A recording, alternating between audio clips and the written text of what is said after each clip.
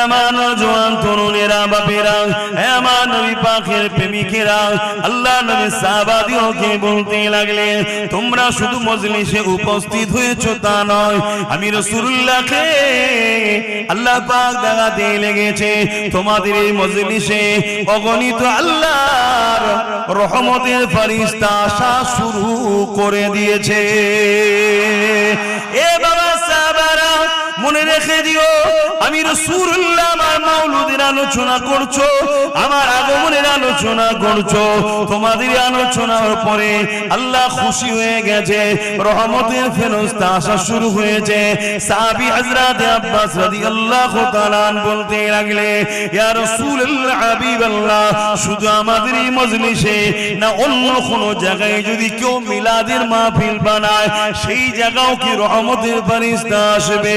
আল্লাহ নবী জানিয়ে দিলেন, কিয়ামত পর্যন্ত পৃথিবীর যে কোনো জায়গাতে আমি রাসূল আমার মিলাদের মাহফিল যেখানে করবে, যদি সেটা শরিয়া সম্মত হালাল অর্থ থেকে হয়ে থাকে, অবশ্যই প্রতিটা মাহফিলে আল্লাহর রহমতের ফেরেশতা হাজির হবে।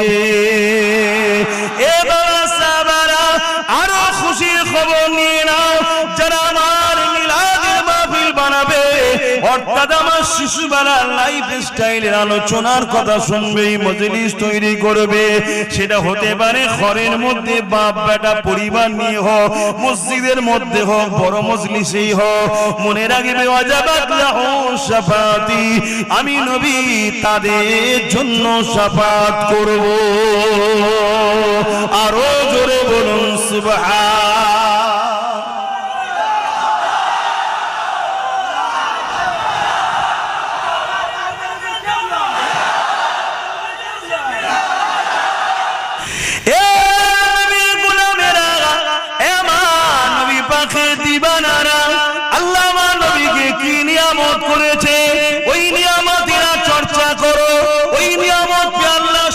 আনন্দ করো। আম্মা জান আমিনা বলতে লেগেছে, আমার দুনিয়া জমিনে কোন নারী যখন সন্তান জন্ম দেয়, ওই সন্তান নিয়ে মা বলে আমার একটা কন্যা সন্তান হয়েছে বা আমার একটা পুত্র সন্তান হয়েছে, কিন্তু আম্মা আমিনা বলে আমি একটা নূর জন্ম দিয়েছি, অর্থাৎ আমার গর্ভ থেকে একটা নূর এসেছে। নূরের ওয়েট বোঝা যায়? নূর মানে জ্যোতি, আলো, ওয়েট বোঝা যায়? তাহলে আমাদের মায়েরা কি বলেছে, আমি যখন হয়েছিলাম আমার মা বলেছে আমার পুত্র সন্তান হয়েছে, তারপর আমার বোন যখন হলো আমার মা বলেছে আমার কন্যা সন্তান হয়েছে। আপনাদেরও বলে, কিন্তু আম্মা আমেনা বলছেন আমার গর্ভ থেকে একটা নূর দুনিয়ায় এসেছে। জোরে বলুন সুবহানাল্লাহ।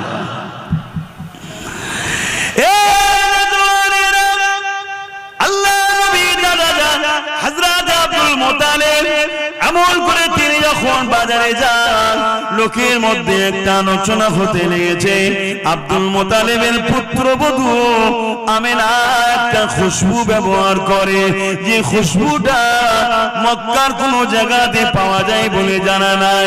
কোথা থেকে খুশবু পেল? এত সুন্দর খুশবু, এবং বিধবা নারীদের খুশবু বা কাটা তৎকালীন সময়ে তো এবং এখনো মানুষটি ভালো নজরে নেয় না। তাই রাসূলুল্লাহ দাদা সরদার ছিলেন, লিডার ছিলেন, নেতা ছিলেন মক্কার। তাই তিনার কানে যখন এই কথাটা পড়েছে, তিনি তিনার স্ত্রী অর্থাৎ রাসূলুল্লাহর দাদি জানের কাছে আলোচনা করতে লেগেছে, আহারে আব্দুল্লাহর বিবাহ, আমাদের বাচ্চা আব্দুল্লাহ ইন্তেকাল হয়ে গেছে, স্বামীহারা, ওই বেটিটা বড় কষ্টের মধ্যে রয়েছে, কিন্তু বাজারে একটা কথা শুনতে লেগেছে, সে নাকি একটা খুশবু ব্যবহার করে, যে খুশবুটা নাকি অন্য কোন জায়গায় পাওয়া যায় বলে কেউ জানে না। এই কথাটা শোনার সাথে সাথে রাসূল পাক সাল্লাল্লাহু আলাইহি ওয়াসাল্লাম দাদি জান বলতে লেগেছে, আমিও অবাক হয়ে যাই, কিন্তু স্বামী হারা, তাই বেশি কিছু বলতে চাই না, যদি মনে দুঃখ পেয়ে যায়। যখন আমেনা গোসলখানা থেকে বাইর হয়, আমি যখন হাম্মামখানাতে প্রবেশ করে, আমি মনে হয় যেন আতরের কোন ফ্যাক্টরিতে প্রবেশ করলাম। রাসূলুল্লাহ রাসূলুল্লাহ দাদিজানকে বললেন চলে তিনাকে ডাকা যাক জিজ্ঞাসা করে, কেন আমি একটা সরদার আলোচনা চতুর্দিকে হতে লেগেছে, একটু আলোচনা করা যায়। আম্মা জান হযরত আমিনা হুজুরকে ডাকা হলো, দেখে জিজ্ঞাসা করা হয় মারে এই আতরটা তুমি কোথা থেকে পেয়েছো মা, যেটা ব্যবহার করো। ওই সময় আম্মা জান আমিনা মুখে থুতুখানা জমিনের উপরে ফেললে, ফেলার সাথে সাথে আতর যেমন ঢেলে দিলে খুশবু বাইর হয়, তার থেকেও বেশি খুশবু বাইর হতে লেগেছে। ওই সময় আম্মা মেনা বলতে লেগেছেন, আব্বা আম্মা এই আতর আমি ব্যবহার করি না, এই খুশবু আমার নয়, গর্বে যিনি আছে তিনা। আরো জোরে বলুন সুবহান। আল্লাহ। কিন্তু আপনারা বলুন, এই যে হুজুরের কথা কোনো শুনছেন, ছোটবেলার কথা, হুজুর পাক কে আম্মা জান বলছেন আমার গর্বে যে আছে সেই বাচ্চাটা হলো খুশবু, আমার নবী হলেন খুশবু। জোরে বলুন সুবহানাল্লাহ। এই কথাগুলো শুনে বুকে হাত দিয়ে বলুন, যারা আমার নবীর উম্মত, আমাদের খুশি হওয়া হচ্ছে না? হচ্ছে না? এটা স্বাভাবিক, স্বাভাবিক। আহা, কেউ যদি কারো একটা বাচ্চা একটু প্রশংসা করে, কারো একটা বাচ্চার প্রশংসা করে যে তোমার বাচ্চার চোখটা সুন্দর, তোমার বাচ্চার হাতটা সুন্দর, ওই বাপ মা খুশি হবে না? হবে না? কিন্তু বাপ মা কি বাচ্চাটাকে তৈরি করেছে? তারপরও খুশি হচ্ছে, ঠিক না বেটি? তাহলে যিনি আমার রসূলকে সুন্দর করেছেন এবং নিজে বলেছেন সবথেকে সুন্দর আমার হাবিব মুহাম্মদ সাল্লাল্লাহু আলাইহি ওয়াসাল্লাম, সেই নবীর যদি সুন্দর নিয়ে আলোচনা করা হয় তাহলে আল্লাহ খুশি হবে না? হবে না? দেখুন তো, বুঝতে হবে। আর একটু আগে চলেন, আম্মা জান আমিনা বলতে লেগেছে আমার বাচ্চা দুনিয়া জমিনে আসার সময় হয়ে গেছে, আমি আমিনা ঘরের মধ্যে একা রয়েছে, হযরত আব্দুল্লাহর এই ঝুপড়ি কুটিরি ঘর।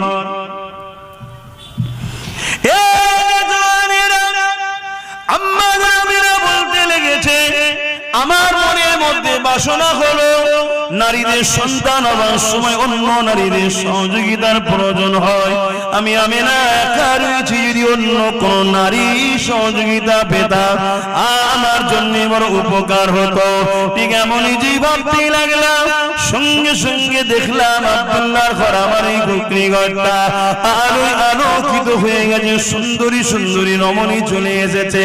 আমি আমিনা জানতে চাইলাম আপনারা কারা, কোথা থেকে আসলেন? ওই নারীরা বলতে লাগলো আমিনা আল্লাহ দোস্ত আসবে মেহমানদারি আপনার খেদমত করার জন্য, আল্লাহ আমাদেরকে পাঠিয়েছে, আমরা হলাম জান্নাতের হুর। এই যে আলোচনাগুলো ছোটবেলার যেখানে হয়, ওই মাহফিলকে কি বলা হয়? আবার একবার বলবেন তো, মনে থাকবে তো নাকি? তাহলে মিলাদুন নবী বা ঈদে মাউলুদুন নবী বা ঈদে মিলাদুন নবী শুনলে ঘাবড়ে যাবেন না, এগুলোকে মাথায় নেন যাতে স্মৃতিতে থাকে, তাই বারবার জিজ্ঞেস করছি। বিরক্ত হচ্ছেন নাকি?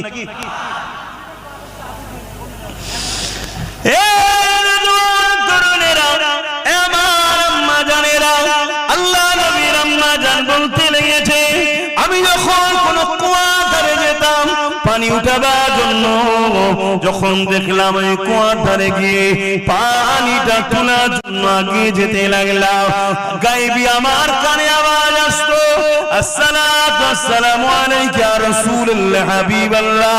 আমি বড় চমকে যেতাম, প্রথম এই আওয়াজ কোথা থেকে আসছে, কি ব্যাপার, কোথা থেকে আসছে আমি ঘাবড়ে যেতাম।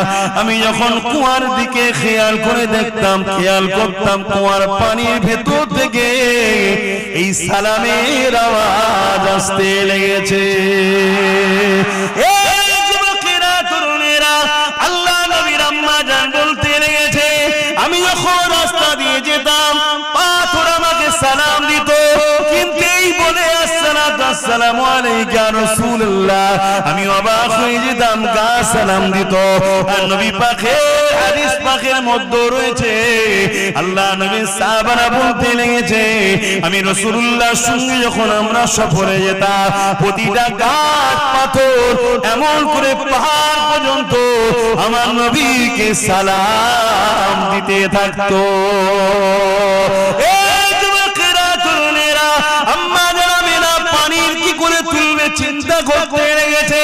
কেন দেখবেন কুয়ার পানি থেকে উপরে একটা ওয়াল ঘিরা থাকে যাতে মানুষ না পড়ে যায়, তাই চিন্তা করতে লেগেছে আমার মুহাম্মদ পেটে রয়েছে, যদি চাপ লেগে বাচ্চা কষ্ট পায় পানি রশি ধরে তুলতে হবে, এই চিন্তা করতে লেগেছে। ঠিক তেমনই সময় আম্মা আমিনা বলতে লেগেছে, পানি ভূমিকম্পে যেমন ফুলতে থাকে ওই কুয়ার পানিটা কানা পরিমাণ এসে গেল, এবং আওয়াজ দিতে লেগেছে, আমিনা আসতে লাগবে না, হুকুম করলে ঘরে পৌঁছে যাব।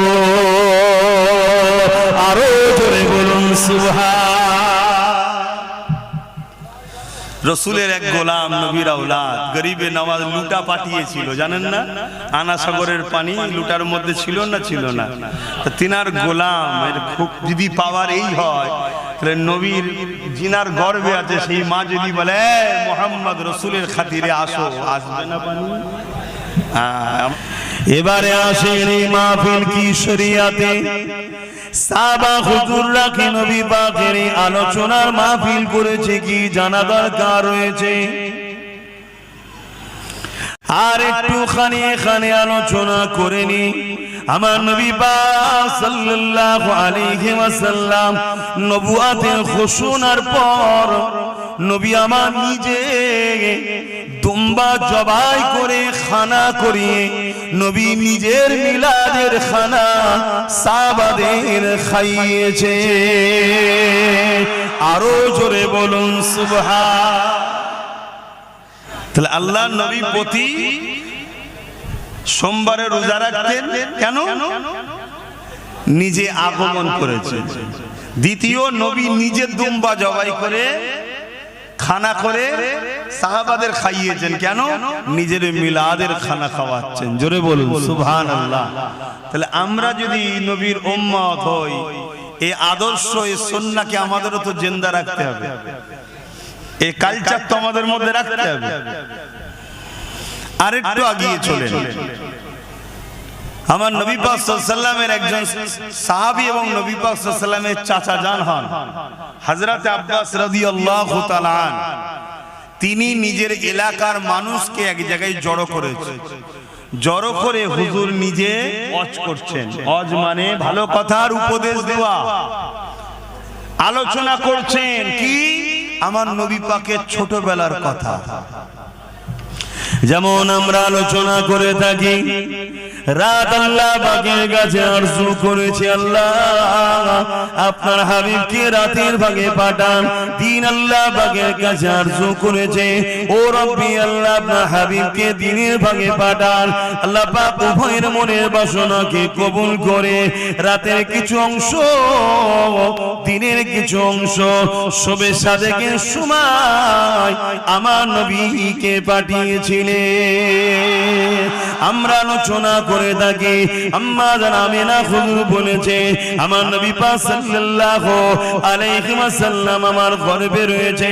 অন্যান্য নারীদের গর্ভে সন্তান থাকলে আস্তে আস্তে মায়েদের পেটটা বড় হয়, কিন্তু আমি আমিনা আমার মুহাম্মদ রাসূল আমার গর্ভে ছিল, কোনো দিনের জন্য আমি বুঝতেও পারি না, ব্যথাও হয় না, পেটও বড় হয় না। এক কথায় আমার নবী পাক সাল্লাল্লাহু আলাইহি ওয়াসাল্লামের শিশুবেলার কথা আল্লাহ নবী চাচা যান হযরত আব্বাস রাদিয়াল্লাহু তাআলা তিনি আলোচনা করতেছিলেন। আল্লাহ নবী ওই পাশ দিয়ে যেতেছিলেন, নবী পাককে দেখে সাহাবা হুজুররা উঠে দাঁড়িয়ে গিয়ে সালাম দিয়েছিলেন। আমরা বসে সালাম দিই না দাঁড়িয়ে? আল্লাহু আকবার। আমরা দাঁড়িয়ে সালাম দিই না বসে?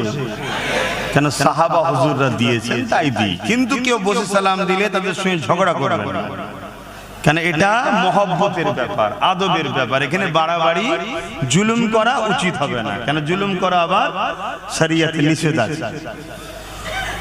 তো সেই জায়গাতে আমার নবী পাক সাল্লাল্লাহু আলাইহি ওয়াসাল্লাম যখন উপস্থিত হলেন, সাহাবা হুজুররা বললেন, হুজুর, বিশেষ করে নবী পাকের চাচা যান হযরত আব্বাস রাদিয়াল্লাহু তাআলা আন, তিনি বলছেন, হুজুর, আমরা আপনার শিশুবেলার অর্থাৎ মিলাদের মাহফিল করছি, আগমন নিয়ে আলোচনা, ছোটবেলার আপনার আলোচনা কোন আমি করছি, এলাকার মানুষকে শোনাচ্ছি।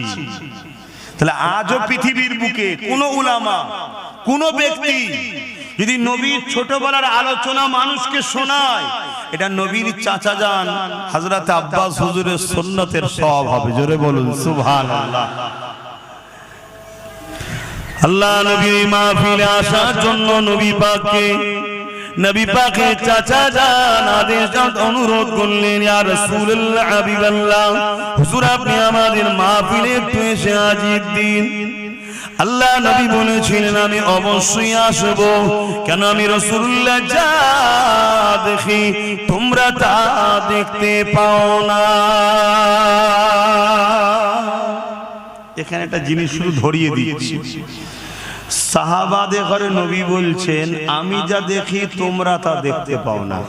তাহলে সাহাবারা কি আমার নবীর মতো? তাহলে এখন কোন সাধারণ মোল্লা মৌলভী সাহেব যদি বলে নবী আমাদের মতো, এটা কি মানা যাবে? এটা মাথায় রাখবেন।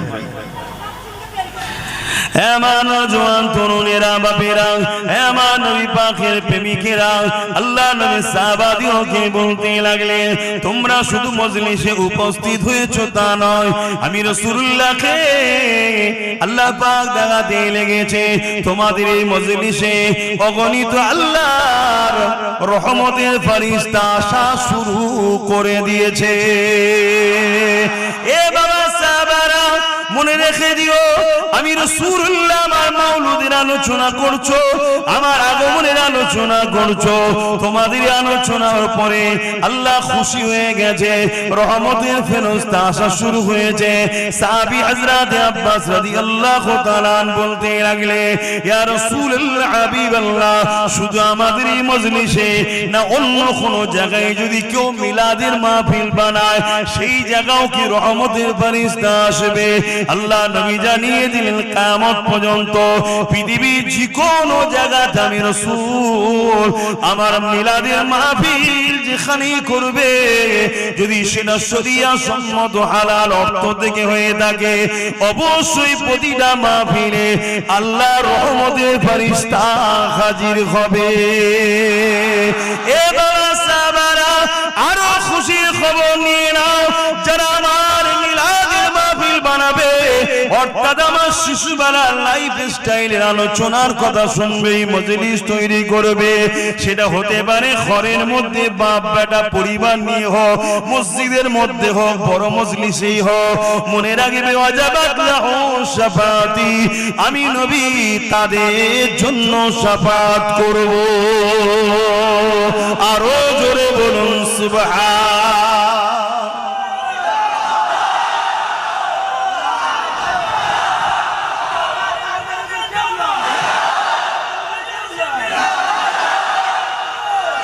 আল্লাহু আকবার। জিনিসটাকে আমাদের বড় ছোট মনে হলো, কিন্তু এর গুরুত্ব অনেক বেশি। কেন?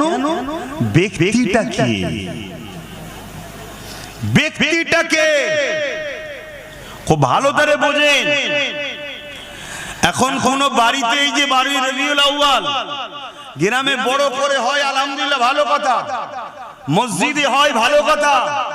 আমার তো মনে হয় প্রতিটা বাড়িতে বাড়িওয়ালারা যদি চায় রহমতের ফেরেশতা আসুক আজকে আমার বাড়ি, প্রতিটা বাড়িতে বাড়িওয়ালা তার মাকে নিয়ে, বাপকে নিয়ে, ভাইকে নিয়ে, বোনেদের নিয়ে, পরিবার নিয়ে, বাচ্চা নিয়ে, অর্থাৎ ওই পরিবারে যতজন সদস্য আছে, যে যার ঘরের মধ্যে সুন্দর করে সাজিয়ে আতর গোলাপ ছড়িয়ে কিছু তাবারুক কিনে, সেটা মিষ্টি হতে পারে, যার যেটা পছন্দ, কি ওই দিন স্পেশাল করে একটা বিরিয়ানিও রান্না করলেন, খাবেন আপনি নিয়তের জন্য, তাবারুক হবে, নেকিও হবে। জোরে বলুন সুবহানাল্লাহ। হ্যাঁ, আমি যে কথাগুলো বলছি কিন্তু দায়িত্ব নিয়ে পাওয়ারের সাথে বলছি। ওই 2-3 জন মেহমানকে নিয়ে, মুরিদকে নিয়ে ঘরের মধ্যে ঢুকে কথা বলছি না, মাইকে কথা বলছি। কথা শুনছেন তো নাকি? হ্যাঁ, আমি বড় পাওয়ারের সাথে বলছি। খুব ভালো করে বোঝেন, যদি ধৈর্য থাকে তাহলে বুঝায়। তাহলে প্রতিটা বাড়িতে হওয়া দরকার। কিছু লাইট লাগালেন ওই দিনটা স্পেশাল করে। প্রতি বছরে বাচ্চা কোনো বড় হচ্ছে, আব্বা এই দিনটাই শুধু লাইট লাগাও, অন্য দিন লাগাও না কেন? বাপ বলে, বাবা এই দিনে আমাদের নবী এসেছিল। তাহলে বাচ্চা জানছে, বাচ্চাকে জানানো হচ্ছে। সেই ওল্ড মডেল নিয়ে চললে হবে, সবকিছুকে তোমাকে মাইন্ডে আনতে হবে। তোমার লক্ষ্য দেখা দরকার, যেমন করে হোক আমার বাচ্চার দিলে হুজুরের প্রেমটাকে ভরবো, এটা হচ্ছে আমার ডিউটি। আল্লাহ নবী বলেছেন প্রত্যেকটা বাপ মাকে তিনটে শিক্ষা সন্তানকে দিতেই হবে, না কিয়ামত দিন ধরা পড়বে। নাম্বার 1 নবীর প্রেম ও আদব, নাম্বার 2 আহলে রাসূলদের প্রেম ও আদব, নাম্বার 3 কোরআনের শিক্ষা। এখন কারো মাথায় যদি ঢুকে যায় যে 3 নম্বরে কোরআন বললেন কেন? ভাই আমি বলার কে? আমার নবী বলেছে। নবীর থেকে যদি আপনি বেশি পণ্ডিত হন তাহলে সমালোচনা করুন, জবাব দিবার জায়গায় জবাব দেবেন। তাহলে নাম্বার 1 নবীর প্রেম ও আদব, এই শিক্ষা বাচ্চাদের অন্তরে বাপকে দিতেই হবে।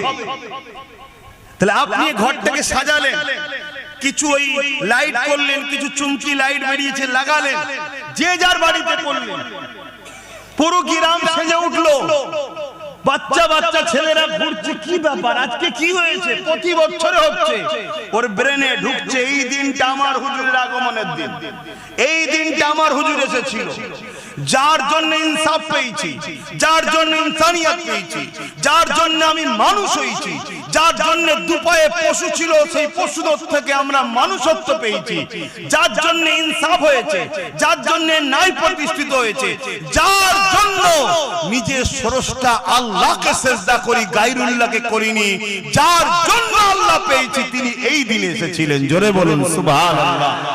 এই মেসেজ আমাদের নতুন প্রজন্ম বাচ্চাদের হৃদয়ে ঢুকানো দরকার আছে না? তো জলসা তো হবে, সারা বছর হচ্ছে, সারা বছর নবীর ছোটবেলার আলোচনা হবে, সিরাতুন নবী হবে, মেরাজুন নবী হবে, নূরুন নবী হবে, শাফাতুন নবী হবে, হায়াতুন, সব আলোচনায় হবে। আপনার বাড়িটাকে হচ্ছে কবে?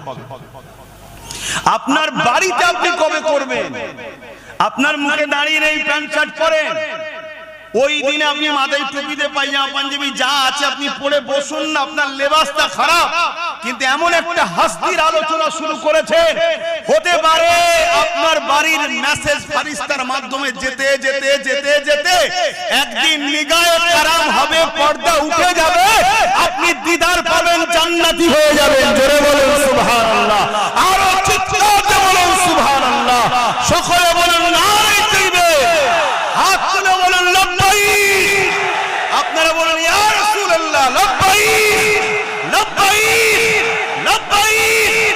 সরকার কি আমদ, সরকার কি আমদ, হুজুর কি আমদ, দাতা কি আমদ, পুরনূর কি আমদ, নারে দিবে। আল্লাহর রহমতের ফেরেশতাকে আমরা সাক্ষী দিচ্ছি। হাত তোলাটাকে আর কি মনে করবেন না, কাবা শরীফে একটা কোণ আছে, সেখানে হাত তুলে দেখাতে হয়, হাত তুলতে হয়, এটা ইশারা করতে হয়, ফেরেশতা আছে, আমি হাজির হয়েছি সাক্ষী দেখো। আমি আর কি করছি না আপনাদের কাছে বসে। আপনারা হালকা বয়সের ছেলে, জীবনে প্রচুর ভুল করেছি আমরা, সবাই ভুল করেছি, আপনাদের সবার থেকে বেশি পাবি আমি, কিন্তু কোনোদিনের জন্য আমি ভাবিনি জাহান্নামে যাব, আমি জানি জান্নাতে যাব ইনশাআল্লাহ। কেন? একটাই কারণে, আমি আল্লাহর বন্ধুর উম্মত। আমি যদি জান্নাত না যাই, নবীর উম্মত হয়ে যদি জান্নাতে না যেতে পারে, যাবে না। কিন্তু তুমি নবীর উম্মত দাবি করে নবীর মিলাদের বিরোধী করলে, তাহলে কেমন উম্মত? কথা বুঝছেন তো নাকি? আমি আবার বলছি, মিলাদ বাংলাতে কি বলে? জন্ম, তাই তো নাকি? আল্লাহর জন্ম হয়েছে, জোরে বলে। তাহলে মিলাদ তো করে আমরা প্রমাণ করে দিচ্ছি যে নবীর মিলাদ করে আমরা প্রমাণ করছি নবী আল্লাহ নয়। আল্লাহ যদি হতো মিলাদ হতো না, কেন? আল্লাহ তো জন্ম নাই। নবীর মিলাদ করে শিরকের জড়কে কেটে দিয়ে প্রমাণ করছি নবী হলো আল্লাহর বান্দা। জোরে বলুন সুবহানাল্লাহ। अल्लाह तो लम यलिद व लम यूलाद, ना उससे कोई पैदा हुई है ना किसी से मेरे रब पैदा है। আমার আল্লাহর কোনো শুরুও নাই শেষও নাই। জোরে বলুন সুবহানাল্লাহ। তাহলে এই মিলাদ প্রতিটা বাড়িতে হবে তো নাকি? ছোট করলে 5 জন আছে, 5 জনের মধ্যে বিরিয়ানি রান্না করেন, ঘরে তো আনন্দ করে খান রে বাবা, সববারই খান, কুটুম এলে খান, সব বেলায় ভালো মন্দ হয়। তো হুজুরের আগমনের দিনে করবেন না কেন? কিন্তু শুকরিয়া আদায় করা দরকার যে মালিক তুমি আমাকে, আপনি আমাকে এমন একটা নবীর উম্মত করেছো যে নবীর উম্মত হওয়ার জন্য ইব্রাহিম খলিল থেকে শুরু করে, মুসা নবী থেকে শুরু করে, ঈসা নবী থেকে শুরু করে সবাই বলতো আল্লাহ আমাকে নবী করে দিলে শুকর আলহামদুলিল্লাহ। তবে নবী না করে যদি মুহাম্মদ রাসূলের উম্মত করতেন আরো খুশি হতাম। জোরে বলুন সুবহানাল্লাহ। সেই নবীর উম্মত করেছে। আর শরিয়াতে কোনো নিষেধ নাই, তবে মনে রাখবেন আল্লাহ নবী যে কোনো হারাম করার দিয়ে দিয়েছে, ওই হারাম যুক্ত কোনো কাজ যেন জড়িয়ে না যায়। হারাম খাদ্য খেয়ে আনন্দ করাকে শরিয়াতে ইজাজত দেয় না, হারাম জিনিসকে মিলাওয়াট করে দিয়ে শরিয়াতে ইজাজত দেয় না।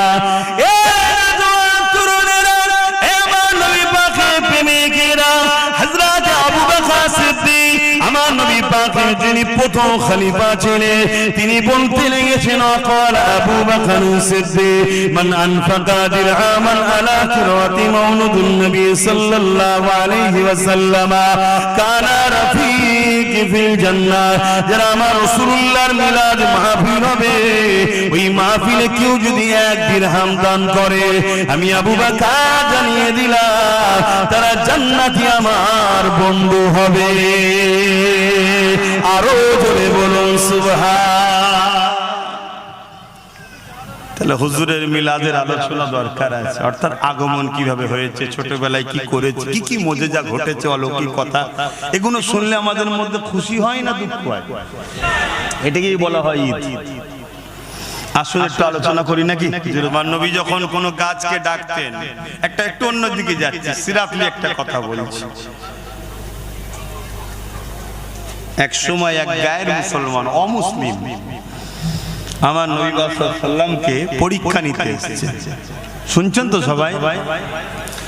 আল্লাহ নবী বললেন, ওই যে দূরের গাছটা দেখছো, ওই গাছটাকে যে বলো মুহাম্মদ সাল্লাল্লাহু আলাইহি ওয়াসাল্লাম তোমায় ডাকছে। তো ও গিয়ে বলছে মুহাম্মদ সাল্লাল্লাহু আলাইহি ওয়াসাল্লাম তোমাকে ডাকছে। লোকটা অবাক হয়ে দেখতে লেগেছে, জমিন ফেটে গেল, মানে ফাটতে ফাটতে ফাটতে, যেমন মানুষ খুঁড়ে খুঁড়ে চওড়া করে না, ওভাবে জড় সমেত, শেকড় সমেত এভাবে জমিন চিরে চিরে চিরে চিরে এই গাছটা আমার নবীর কদমে এসে সালাম দিতে লেগেছে। জোরে বলুন সুবহানাল্লাহ। খুব ভালো করে কথাটা শুনবেন। হুজুর ডাকবে, গাছ আসবে, এটা আশ্চর্যের বিষয় তো নয়, এটা তো নরমাল বিষয়। গাছকে তো আসতেই হবে, গাছ তো হুজুরের গোলাম। কিন্তু গাছটাকে গিয়ে খবরটা কে দিল? একজন অমুসলিম। সে বলছে হুজুর ডাকছে চল। যদি তার কথা তো গাছটা চলে আসতে পারে, হুজুরের কথায় হুজুরের আম্মা যদি বলতো আয়, আসতো না? এগুলো আমাদেরকে বুঝতে হবে, এগুলো আমাদের মধ্যে ঢুকাতে হবে। কি গো, অসুবিধা হচ্ছে নাকি? আর না মনে হচ্ছে যে ঠিক আছে সবই বুঝলাম, এগুলো শুনে কি করব? দুটো নামাজের কথা বললে হয়। যাদের দিলে হুজুরের এই আদব, ভালোবাসা, মহব্বতের আলোচনা শোনার ধৈর্য নেই, তারা নামাজ পড়েই কি করবে? তারা নামাজটা পড়েই কি করবে? মাত্র মাথায় ঢুকছে না। কথাটা কি খারাপ হয়ে গেল নাকি? আল্লাহ নবী বলছেন এবং কোরআনেও আল্লাহ বলছেন, নামাজ পড়ো জাহান্নামে যাবে। নামাজ পড়ো জাহান্নামে যাবে। ওই নামাজ পড়ে কিছু লাভ আছে? কারা? যাদের মধ্যে ঈমান নাই। আর ঈমানটা কি তাহলে? নামাজ পড়েও যদি জাহান্নামে যেতে হয়, তাহলে নামাজটা তো ঈমান নয়। ঈমানটা কি? ঈমানটা হলো হুজুরের মহব্বত ও আদব। জোরে বলুন সুবহানাল্লাহ। এটা ঈমানের মূল। এটা গাছের মূল হয় না, ঈমানের মূল। এবারে ঈমানের মূলের অনেক শাখা পোশাখা, ডাল টাল আছে, অনেক কিছু আছে, কিন্তু মূলটা হলো হুজুরের প্রেম ও আদব, জোরে বলুন সুবহানাল্লাহ। এগুলো বোঝেন কেন? আজ আমাদের মধ্যে সবই আছে। মসজিদ বেড়েছে না কমেছে? টুপি বিক্রি বেড়েছে না কমেছে? বোরখা বিক্রি বেড়েছে না কমেছে? মাদ্রাসা বেড়েছে না কমেছে? সবই তো বেড়েছে, তা মার খাচ্ছি কেন? মূল জায়গাতে ভাটা পড়ে গেছে। আমাদের প্রেমে কিন্তু ঘাটতি হয়েছে। কই বেলাল হুজুর, কই সিদ্দিক আকবরের মতো প্রেমিক, কই উসমান গানির মতো প্রেমিক, কই মাওলা আলী শেরে খোদার মতো প্রেমিক, কই বলুন? আরে খুব ঠান্ডা মাথায় শোনো যুবক, বাপ মা ভাই বোন, নামাজের আলোচনা দরকার, রোজার আলোচনা দরকার, হজের আলোচনা দরকার, দান খায়রাত আলোচনা, শরীয়তের সব আলোচনাই দরকার, কিন্তু সব আলোচনাটা 30%, হুজুরের আলোচনা 70% করতে হবে। কারণ এটা হলো মূল। এটা থাকলে ওইটা যদি অল্প হয়, অল্পতেও পার হওয়া যাবে, জোরে বলুন সুবহানাল্লাহ। আর এটা নেই, ওটা যদি 100%ও থাকে, ও জাহান্নামে ঢুকবে আর বেরোবে না।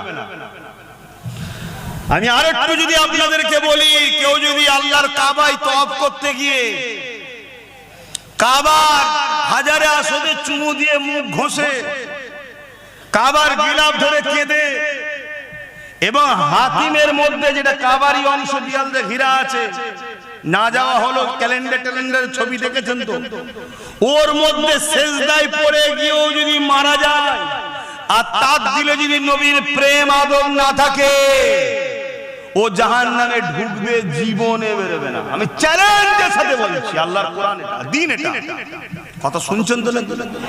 আর অপর দিকে আরেকজন দুনিয়াবি জিন্দেগিতে ভুল ভ্রান্তি করে ফেলেছে, অন্যায় করে ফেলেছে, শরীয়তের কাজগুলোকে ঠিকভাবে পূর্ণাঙ্গভাবে পালন করার চেষ্টা করে হয়তো করতেও পারেনি, খুঁত অনেক আছে, ধরলে একবারও পার হওয়ার লাইন নেই। কিন্তু হুজুরের কথা কোনো জায়গায় যদি হয়, রাস্তায় যাচ্ছে, অপরিচিত জায়গায় কেউ বলছে ইয়া রাসূলুল্লাহ বলে দাঁড়িয়ে সালাম দিচ্ছে, ও হাজারো ব্যস্ত থাকার পরও দাঁড়িয়ে গেছে, হুজুরকে সালাম দিয়ে যায়। এ দরদ, মহব্বত, চাহাত, প্রেম যাদের দিলে আছে, এই প্রেমের মাধ্যমে আল্লাহকে দুনিয়াতেও চাইলে পরিবর্তন করে দিতে পারে, আর যদি নাও হয়, পরকালে নবীর শাফাআত পেয়ে ও জান্নাতের হকদার হবে, জোরে বলুন সুবহানাল্লাহ। হুজুর ছাড়া কোনো গতি নাই, ব্রেনে ঢুকিয়ে নাও, দিলে গেঁথে নাও। আর আজকে পুরো পৃথিবী জুড়ে একটাই ষড়যন্ত্র চলছে, আমার নবীর থেকে আমাদেরকে সরাবা। সে বক্তা সেজে, হুজুর সেজে, পীর সেজে, মুফতি সেজে, মৌলানা সেজে, হাজারো রকম সেজেছে। নামাজের বেলায় সুম্মা আলহামদুলিল্লাহ, রোজার বেলায় আলহামদুলিল্লাহ, হজের বেলায় আলহামদুলিল্লাহ, দাঁড়ির বেলায় আলহামদুলিল্লাহ, মেশকের বেলায় আলহামদুলিল্লাহ, দস্তকান বিছে খাওয়াতে আলহামদুলিল্লাহ, তাহাজ্জুদে আলহামদুলিল্লাহ, প্রতি বছর হজ করব আলহামদুলিল্লাহ, সব জায়গাতে পাওয়া যাচ্ছে। কিন্তু নবীর আদব, নবীর প্রেম, নবীকে যে উম্মতকে দেবে, এদের দিলে যে নবী ঢুকাবে, এদের সঙ্গে যে নবীর সম্পর্কটা দূরত্ব হয়েছে, জুড়বে, এই আলোচনা করতে চাইছে না। আরে সামান্য দুনিয়ায় যদি একটা কোন দলের লোককে নিয়ে আসেন, কোন দল, যে কোন দল হোক, সেই দলের লোক এসে দাঁড়িয়ে কি বলে? তার নেতার কথাই বলে তো নাকি? কথা বলে, আমার নেতা এই করেছে, আমার নেতা এই করেছে, আমার নেতা এই ছিল, আমার নেতা ওই ছিল, বলে না? বলে না কেন? যাতে সামনেওয়ালা সবাই আমার নেতার সঙ্গে জুড়ে যায়। তাহলে তুমি মোল্লা, তুমি মৌলী সাহেব, তুমি পীর সাহেব, তুমি পীরজাদা সাহেব, তোমার নেতাটা কে? যদি বলে আমার নেতা মুহাম্মদ রাসূল সাল্লাল্লাহু আলাইহি ওয়াসাল্লাম, তাহলে তোমারও তো উচিত সামনে যাকে পাবে তার সামনে তোমার নবীর আজমত শোনাও, তোমার নবীর শান শোনাও, তোমার নবীর মাকাম শোনাও, তোমার নবীকে আল্লাহ কত শান ওয়ালা করেছে বারবার বলো, তাহলে সামনে ওয়ালাগুলো তোমার নবীর প্রেমে পড়ে যাবে, জোরে বলুন সুবহানাল্লাহ। কি দরকার আছে? একটু ভাবতে হবে। টাকা কত জায়গায় বেরিয়ে চলে যাচ্ছে, ফতোয়া হয় না কি? বেটার বিয়েতে, বেটির বিয়েতে, বাপ রে বাপ, লাইটিং করে আর করে গরু জবাই করে 4 দিন 5 দিন ধরে খানা খাওয়াচ্ছে, ওরে বাপ রে বাপ, কত খরচ। কোনো জায়গায় ফতোয়া হয় না, শুধু ফতোয়া হুজুরের আগমনের আলোচনাতে হয় না। তাহলে তো বুঝতে হবে এগুলো, যাক নামাজ আছে তো আবার নামাজ আছে। তাহলে নামাজ যখন এসে গেছে, নামাজ নিয়ে একটা কথা বলি, একটু মন দিয়ে শোনে। নামাজে আমরা দাঁড়াই, কিভাবে দাঁড়াই? জায়গা পাক হতে হবে, কিবলামুখী হতে হবে, তাই তো না? নিয়ত করতে হবে, তাহরিমা বানতে হবে, সূরা ফাতিহা পড়তে হবে, সূরা মিলাতে হবে, রুকুতে যেতে হবে, সুবহান রাব্বিল আযীম, সুবহান রাব্বিল আযীম, সুবহান রাব্বিল আযীম সব থেকে কম 3 বার পড়তেই হবে। আবার সোজা হয়ে দাঁড়ালেন, আবার সিজদায় চলে গেলেন, সুবহান রাব্বিল আলা, সুবহান রাব্বিল আলা, সুবহান রাব্বিল আলা। আবার কিয়ামে দাঁড়িয়ে গেলেন, সূরা ফাতিহা পড়লেন, সূরা মিলালেন, আবার রুকুতে, আবার দাঁড়িয়ে আবার সিজদাতে, সুবহান রাব্বিল আলা 3 বার পড়লেন। 2 রাকাত নামাজ হলে সালামে বসে গেলেন, 4 রাকাত হলে আবার উঠে দাঁড়াতে হবে। 2 রাকাতে যখন আপনি বসে গেছেন, এবারে আপনি নিয়ত করছেন, আল্লাহ রুকু আপনাকে দিলাম, সিজদা আপনাকে দিলাম, কিরাত আপনার জন্য পড়লাম, আল্লাহ সূরা মিলালাম আপনার জন্য, ব্যবসা কাজে ছিলাম ছেড়ে দিয়ে দাঁড়িয়ে নামাজ আপনার জন্য পড়লাম, আল্লাহ পাক খানা খাওয়া ছেড়ে দিয়ে নামাজ আপনার জন্য পড়লাম।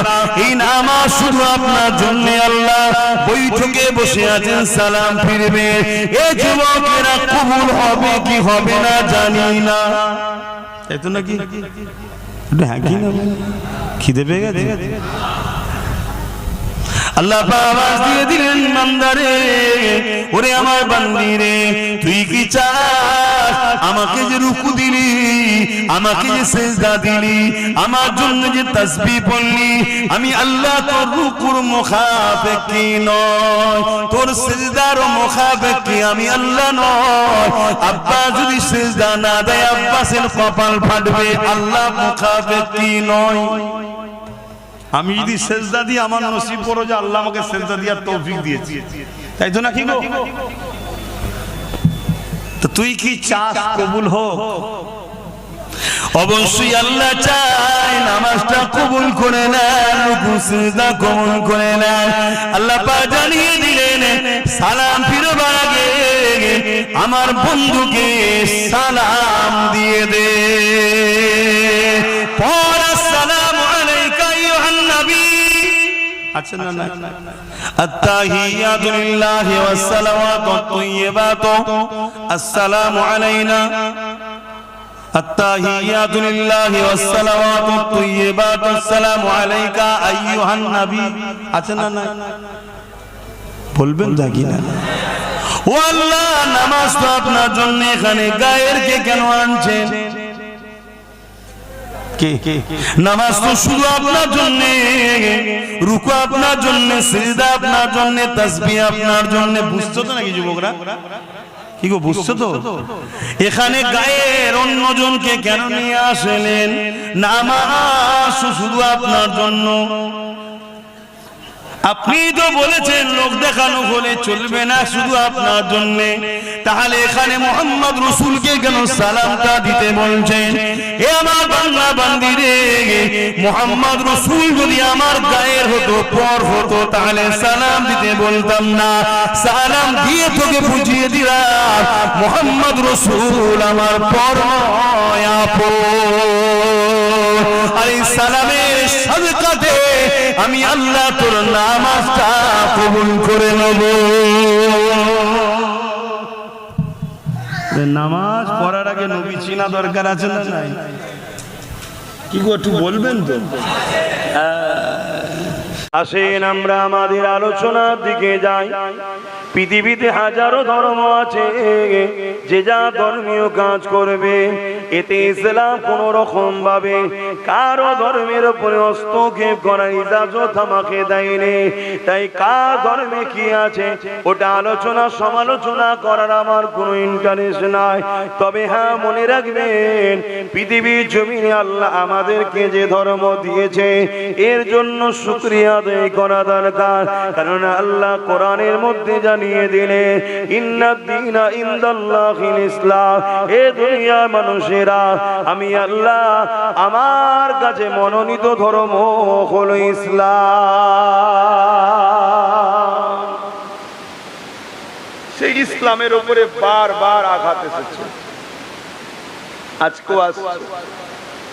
তবে কেউ যদি স্বপ্ন দেখে ইসলামকে মুছে দেবো, ও স্বপ্ন নিয়ে আমার টেনশন নাই। কেন, যারাই মুছতে গেছিল তাদের নাম নিশানা আল্লাহ মুছে দিয়েছে। টেনশন হলো আমাদের নিয়ে, আমরা কি করব? হয় ইসলাম ছেড়ে দিতে হবে, আর না হয় প্যালেস্টাইনের মতো কাফন কিনে রেডি হও। কথা বুঝছেন না? বুঝলেন? কেননা প্যালেস্টাইনবাসীদের উপরে অনেক জুলুম অত্যাচার হতে লেগেছে। তারা সমস্ত জুলুমের মোকাবিলায় দাঁড়িয়ে আছে, ইসলামকে কিন্তু ছাড়েনি। এই আল্লাহ পাকের পরীক্ষায় তারা শাহাদাত বরণ করে কাফন পরে নিচ্ছে। আর শহীদা যারা হয়, শাহাদাত যারা বরণ করে, আল্লাহ পাক তাদেরকে বেহিসাব জান্নাতি দেয়।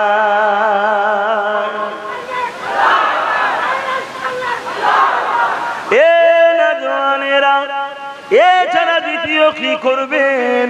কেননা ইসলাম থেকে বেরিয়ে গেলে পরকালে তো চির শান্তি, জান্নাত ছেড়ে দিয়ে চির জাহান্নামে যেতে হবে। কিন্তু আমাদের যে পাওয়ার, ইমানের পাওয়ার, ওই ইমানের পাওয়ার তো বড় দুর্বল হয়ে গেছে। তাই বড় চিন্তা হয়, ইসলামকে মিটিয়ে দিবার কথা যুগে যুগে বারবার অনেকেই বলেছে। এ যুবকেরা ফেরাউনও চেয়েছিল, মুসার দিন ওটাও ছিল ইসলাম মিটিয়ে দিবার। আল্লাহ ফেরাউনকে মিটিয়ে দিয়েছে, দিনকে আল্লাহ ইবাদত করেছে। নমরুদও চেয়েছিল, ইব্রাহিমের দিন ওটাও ছিল ইসলাম। কারণ ইসলাম একত্ববাদের বিশ্বাসের নাম। সমস্ত নবী রাসূল তারা একত্ববাদ, এক আল্লাহ পাককে মানতে। নমরুদকে আল্লাহ মিটিয়ে দিয়েছে, ইব্রাহিম নবীকে আল্লাহ পাক হিফাজত করেছে।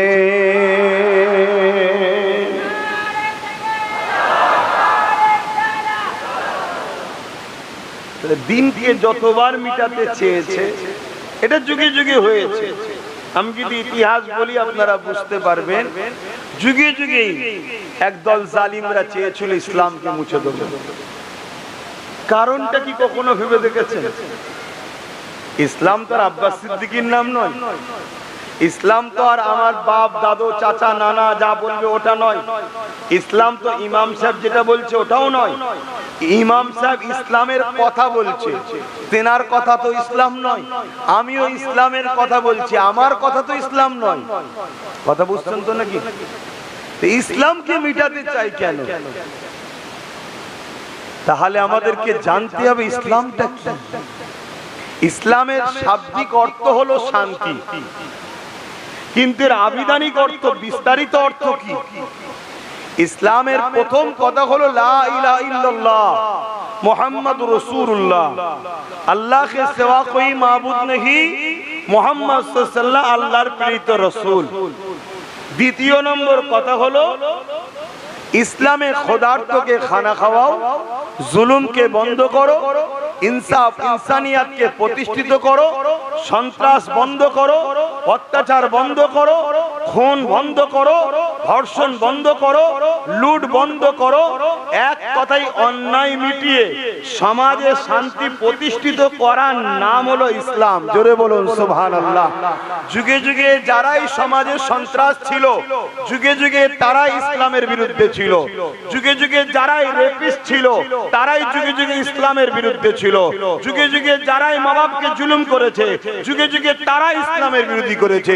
যুগে যুগে যারা ধর্ষণ করাকে পছন্দ করেছে, দাসত্ব প্রথাকে পছন্দ করেছে, খুন করাকে পছন্দ করেছে, জুলুম জুলুমের সাম্রাজ্য করা পছন্দ করেছে, তারা ইসলামের বিরোধী করেছে। যুগে যুগে তার ইতিহাস আপনি মিলিয়ে দেখুন।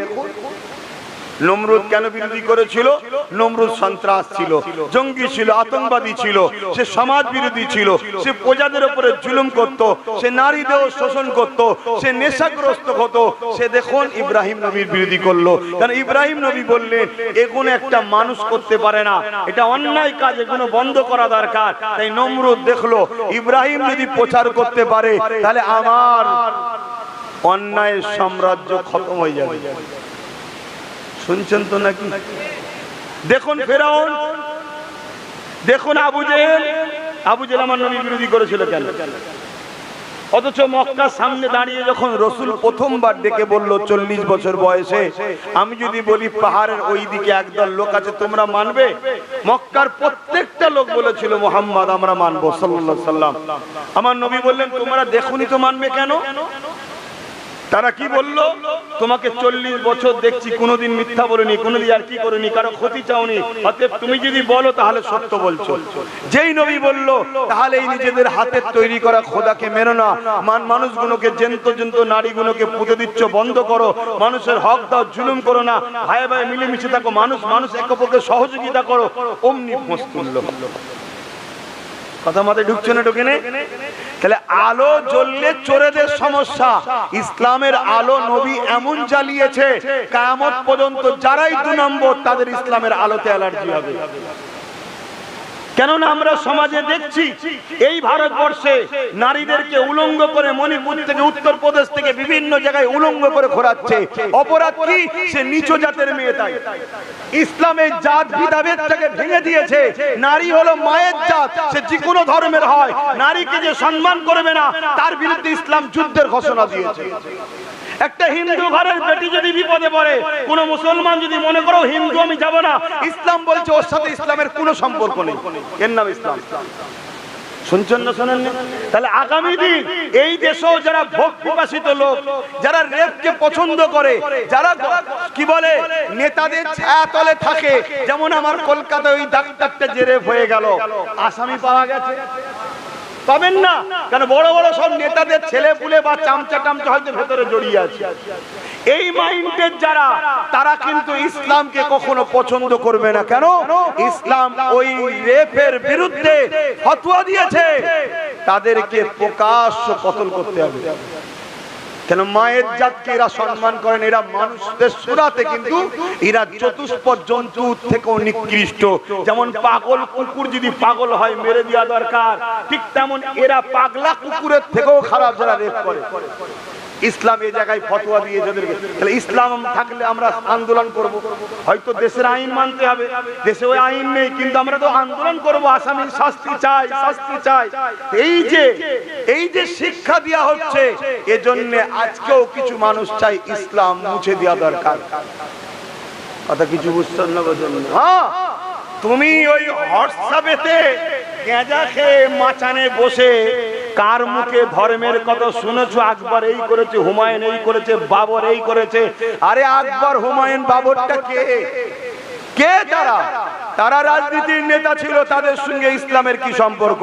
তারা মুসলমান, ইসলামকে মানত দাবি করে। তারাও যদি অন্যায় করে থাকে, ইসলাম তাদেরকে ইজাজত দেয়নি, তাদের বিরুদ্ধে ইসলাম ফতোয়া দিয়েছে, ওদেরও শাস্তি দরকার আছে। আর যদি অন্যায় না করে থাকে, তাদের বিরুদ্ধে যদি তোমরা মিথ্যা ইতিহাস বলে থাকো, এটা তোমাদের অনুপযুক্ত মূর্খমির পরিচয়। কথা বুঝে আসছে? কিন্তু ইসলামকে বুঝতে গেলে দুটো জিনিস লাগবে, একটা হলো কিতাবুল্লাহ আর একটা হাবিবুল্লাহ, একটা হলো কোরআন শরীফ আর একটা হলো মুহাম্মদ রাসূল। আব্বাসকে দেখলেও হবে না, আর দ্বিতীয় কাউকে দেখলে হবে না। আমরা তো ইসলামের ফলোয়ার, আমরা মানি। আমি স্কুলে পড়ি, আমার নাম্বার খারাপ হতে পারে, এর জন্য শিক্ষক দোষ নাকি? সিলেবাসের দোষ নাকি? আমি পড়িনি, আমি ভুল করেছি, এর জন্য নম্বর কম। কথা মাথায় ঢুকছে? কিন্তু না, ইসলাম থাকলে চুরি থাকবে না। কেন? ইসলাম চোরেদের বিরুদ্ধে, দুর্নীতির বিরুদ্ধে, সমাজ বিরোধীর বিরুদ্ধে, গরিবদের উপর যারা জুলুম করে তাদের বিরুদ্ধে। ইসলাম হাতটাকে বলেছে যুদ্ধ যদি করতে হয় করো, অসহায় গরিবের মুখে হাসি ফোটাও। জোরে বলুন সুবহানাল্লাহ, আরো জোরে বলুন সুবহানাল্লাহ। তাই বড় প্ল্যান করে আর করে ইসলামকে মুছে দিবার জন্য হাজারো ষড়যন্ত্র চলছে।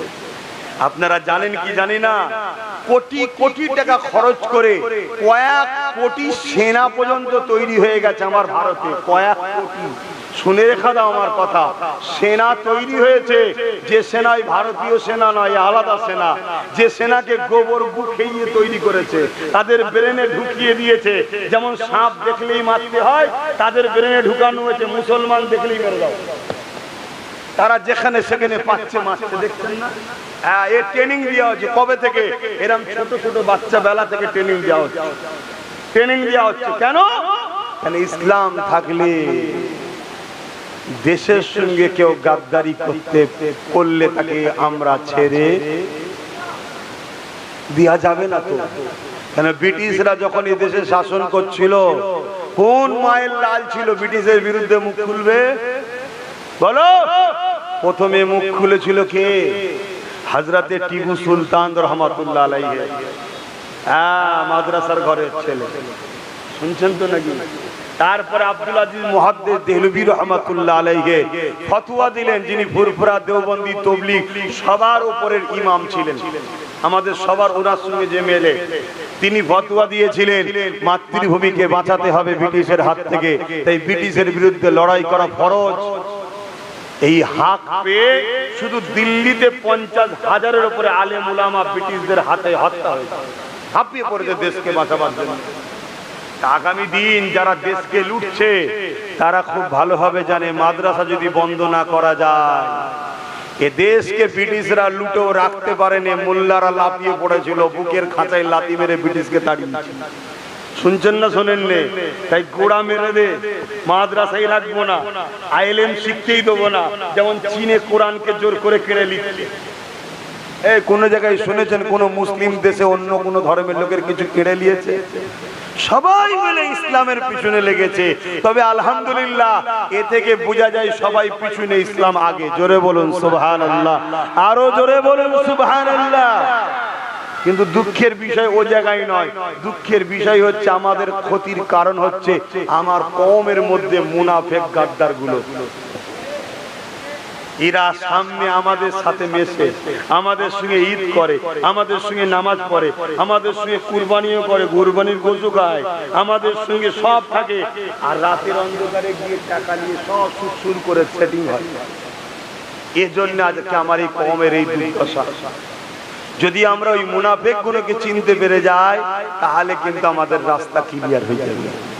তবে আমি এতটুকু বলবো, নবী পাকের প্রেমিকরা কখনো মুনাফিক হয় না।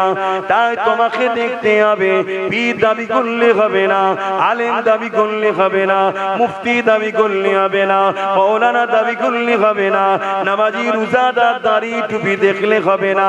হ্যাঁ, এগুলো শরীয়তে ভালো কাজ আছে, আলহামদুলিল্লাহ ভালো জিনিস, তবে এখনো কিন্তু মূল নয়। যেমন দুটো হাত আছে ভালো, দুটো পা আছে ভালো, দুটো কান আছে ভালো, দুটো চোখ আছে ভালো, সবটাই প্রয়োজন রয়েছে, কিন্তু মূলটা হলো জান।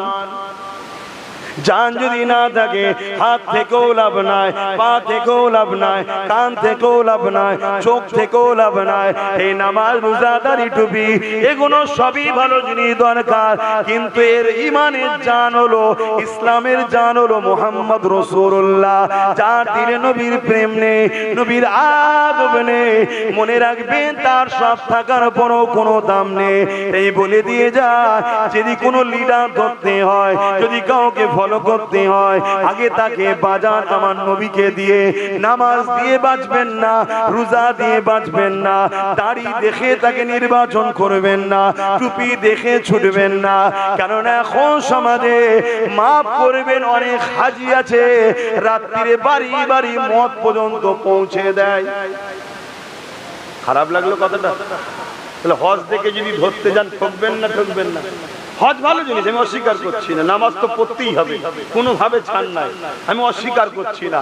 কিন্তু এগুলো দেখে যদি আমি সিলেক্টেড করতে, আহারে মৌলী সাহেবটা তো নামাজ পড়ে, আহারে ও বড় মুফতি, আহারে ও বড় হুজুর, কত বড় পাগড়ি দেখে রে, আহা কত বড় গদি দেখে রে, এসব দেখে ধরতে গেলে ঠকতে হতে পারে, আবার নাও হতে পারে। কিন্তু ঠকার চান্সটা বেশি। কিন্তু আমি 100% একটা অপশন দিচ্ছি, যেটা দেখে যদি আপনি ধরেন 100% নির্ভেজালকেই ধরবেন। যেমন সোনাকে আপনি অনেক উপযুক্ত দোকানদারের কাছে যদি নিয়ে যান, স্বর্ণকার, তাদের সোনা ঘেটে ঘেটে এমন অভিজ্ঞতা হয়ে গেছে, হাতে ফেললেই বলে দেবে এটা সোনা, না সোনা নয়। কিন্তু এর পরও ঠকতে পারে না, পারে না? কথা বলুন, পারে না, পারে না? একটা 1 কেজি বা একটা বড় গোটা ইটকে ধরি করেছে সোনা, ইটের সাইজে, হয়তো দুদিকে 1 ইঞ্চি 1 ইঞ্চি করে সোনা দিয়েছে, বাকি ভেতরটা পাক ঢুকিয়ে দিয়েছে, তা ঠকবে না, ঠকবে না? কিন্তু আপনি যদি কোষ্টি পাথরে ফেলেন, ধরা পড়বে না, পড়বে না? হ্যাঁ, সেটাকে যদি গলিয়ে ফেলেন, গলিয়ে কোষ্টি পাথরে যাচাই বাছাই করেন, এখান থেকে ফাঁক যাওয়ার রাস্তা আছে, তাহলে সোনা অরিজিনাল না ডুপ্লিকেট দেখতে গেলে কোষ্টি পাথর লাগবে, ঠিক না বেটি? তো মুসলমানটা অরিজিনাল মুসলমান না মুনাফে মুসলমান, এটা দেখতে গেলে নামাজদারি টুপি এগুলো দেখে ধরতে গেলে হবে না। হাই গুলো থাকা ভালো লক্ষণ, খারাপ বলছি না, কিন্তু অরিজিনাল না ডুপ্লিকেট এই টেস্ট আপনি যদি নিতে চান, মুহাম্মদ রাসূলুল্লাহ আপনি ছাঁচে তাকে ফেলতে হবে। তার দিলে নবীর প্রেম কতটা দেখো, তার দিলে নবীর আদব কতটা দেখো, সে রাসূলুল্লাহকে কোন নজরে দেখে, সে নবী পাককে কতটা সম্মান করে, সে নবী পাককে কতটা প্যার করে। আর যার দিলে নবীর প্রেম আদব রয়েছে, তার মানে তার ঈমান রয়েছে। আর তার যার দিলে নবীর আদব প্রেম নেই, তার মানে তার ঈমান নেই। এই হাত থাকো, চোখ থাকো, পা থাকো, জান না থাকলে যেমন বেকার, নামাজ রোজা হজ যাকাত সব থাকার পরও রাসূলুল্লাহ না থাকলে সবটাই বেকার হয়ে যাবে। নাই বদরে 313 জন হয়ে কামিয়াবি হয়ে গেল।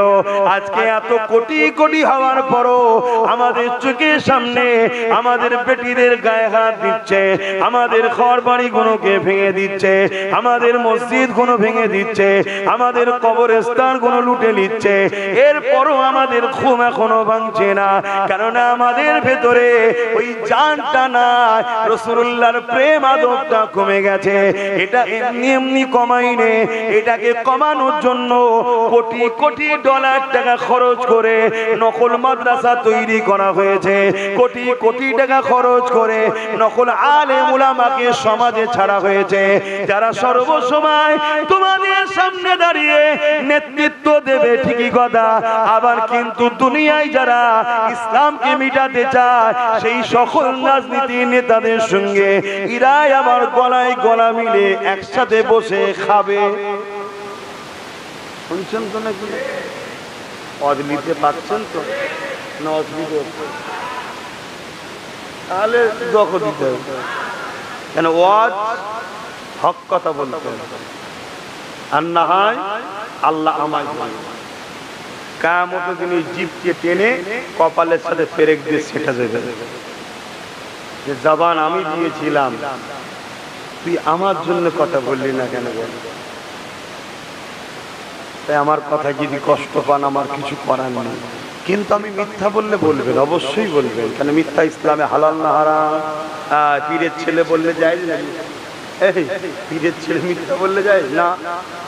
শরিয়াত পীর হোক আর ফকির হোক, শরিয়াত শরিয়াত, কেন শরিয়াত পীরের বাপের নয়, শরিয়াত হলো আমিনার লালের। জোরে বলুন সুবহানাল্লাহ। এটাকে মাথায় রেখে দেবেন। হ্যাঁ, উস্তাদদের সম্মান করতে হয়, ইমাম আলেম উলামাদের সম্মান করতে হয়, কারণ তারা আমাদেরকে দ্বীনের জ্ঞান শিখায়, কিন্তু মিথ্যা বললে মানে যাবে?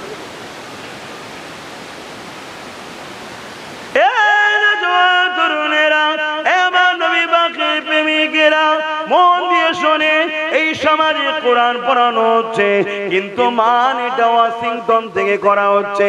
গল্প বলছি না গো, আসেন আমার বাড়ি, বেশি দূর নয়, আপনি রবিবার চলে যাচ্ছে, কালকে রবিবার, যদি যেতে পারেন বলবেন জিরক্স দেবো পড়বেন, যদি না পারেন শুক্রবারে যাবেন দেব।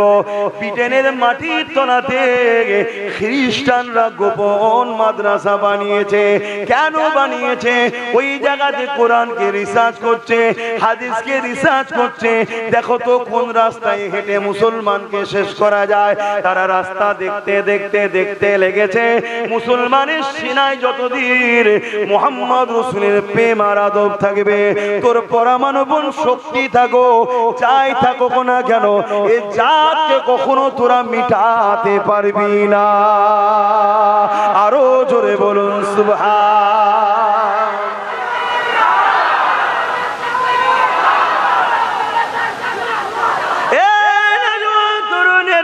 তারা রিসার্চ করে দেখেছে বদরের ময়দানে জালিম সন্ত্রাস আবু জেহেল বাহিনী ছিল 1000, মুহাম্মদ রাসূলুল্লাহ দিকে ছিল মাত্র 313 জন। যখন আবু জেহেল মক্কা থেকে বেরোবে তার আগে একটা পয়গম পাঠিয়ে দেয়, এ মুহাম্মদ রাসূলের কাছে খবরটা পৌঁছে দাও, এখনো সময় আছে, তোমরা ইসলাম ছেড়ে দিয়ে আমাদের দিকে চলে আসো। আজকে দিনও বলা হচ্ছে ইসলামকে মিটিয়ে দাও, তোমরা আমাদের দিকে চলে আসো। মিলিয়ে দেখুন সেদিনের আবু জেহেল আর তাদের উত্তরসূরি আজকের আবু জেহেল, ভাষাটা শুধু একটু আলাদা হতে পারে, প্ল্যান পরিকল্পনা কিন্তু একই। এই কথাটা শোনার সাথে সাথে মাত্র 313 জন সাহাবা তারা চোখের পানি ফেলে কাঁদে আর বলে, ইয়া রাসূলুল্লাহ হাবিবাল্লাহ, কি হবে হুজুর? মক্কা জমিনে কত মার খেলা, মক্কা জমিনে গরম বালিতে শুইয়ে রাখতো, বুকের উপরে ভারী পাথর চেপিয়ে রাখতো, মক্কা জমিনে উটের পায়ে দড়ি বেঁধে আমাদের সঙ্গে দড়ি বেঁধে দিয়ে ঘোড়ার পায়ে দড়ি বেঁধে ঘোড়াকে ছুট করাতো, পিঠে চামড়া গুলো পর্যন্ত উঠে যেত। এ যুবক সাহাবা হুজুর দিয়াকে এত কষ্ট দিয়েছে, আর তুমি আমি কি করছি শোনো। ইয়া রাসূলুল্লাহ হাবিবাল্লাহ, ঘর পরিবার সবকিছু ছেড়ে দিয়ে মদিনার জমিনে চলে এলাম, একটু নিশ্চিন্তা হয়েছিলাম।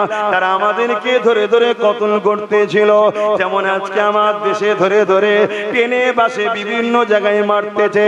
সেদিন দেখলাম 70-80 বছরের বাপকে হালকা বয়সের একটা বোন গালে চড় মারছে। হয়তো আপনি বলতে পারেন বোন বললেন কেন? এজন্য বোন বললাম, নারীর জাতকে ইসলাম সম্মান দিতে বলেছে।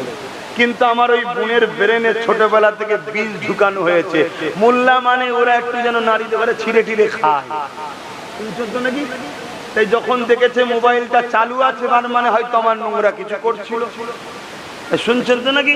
তার মেন্টালিটির কথা পৌঁছে গেছে। রে ঠিকই বলেছো তো, সেই যে ট্রেনিং দেওয়া হচ্ছে না, আমাদের চোখের আড়ালে ট্রেনিং হচ্ছে, ওই ট্রেনিংটা আমার বোনের কাজ করেছে। বোন চট চট চট করে দিয়েছে।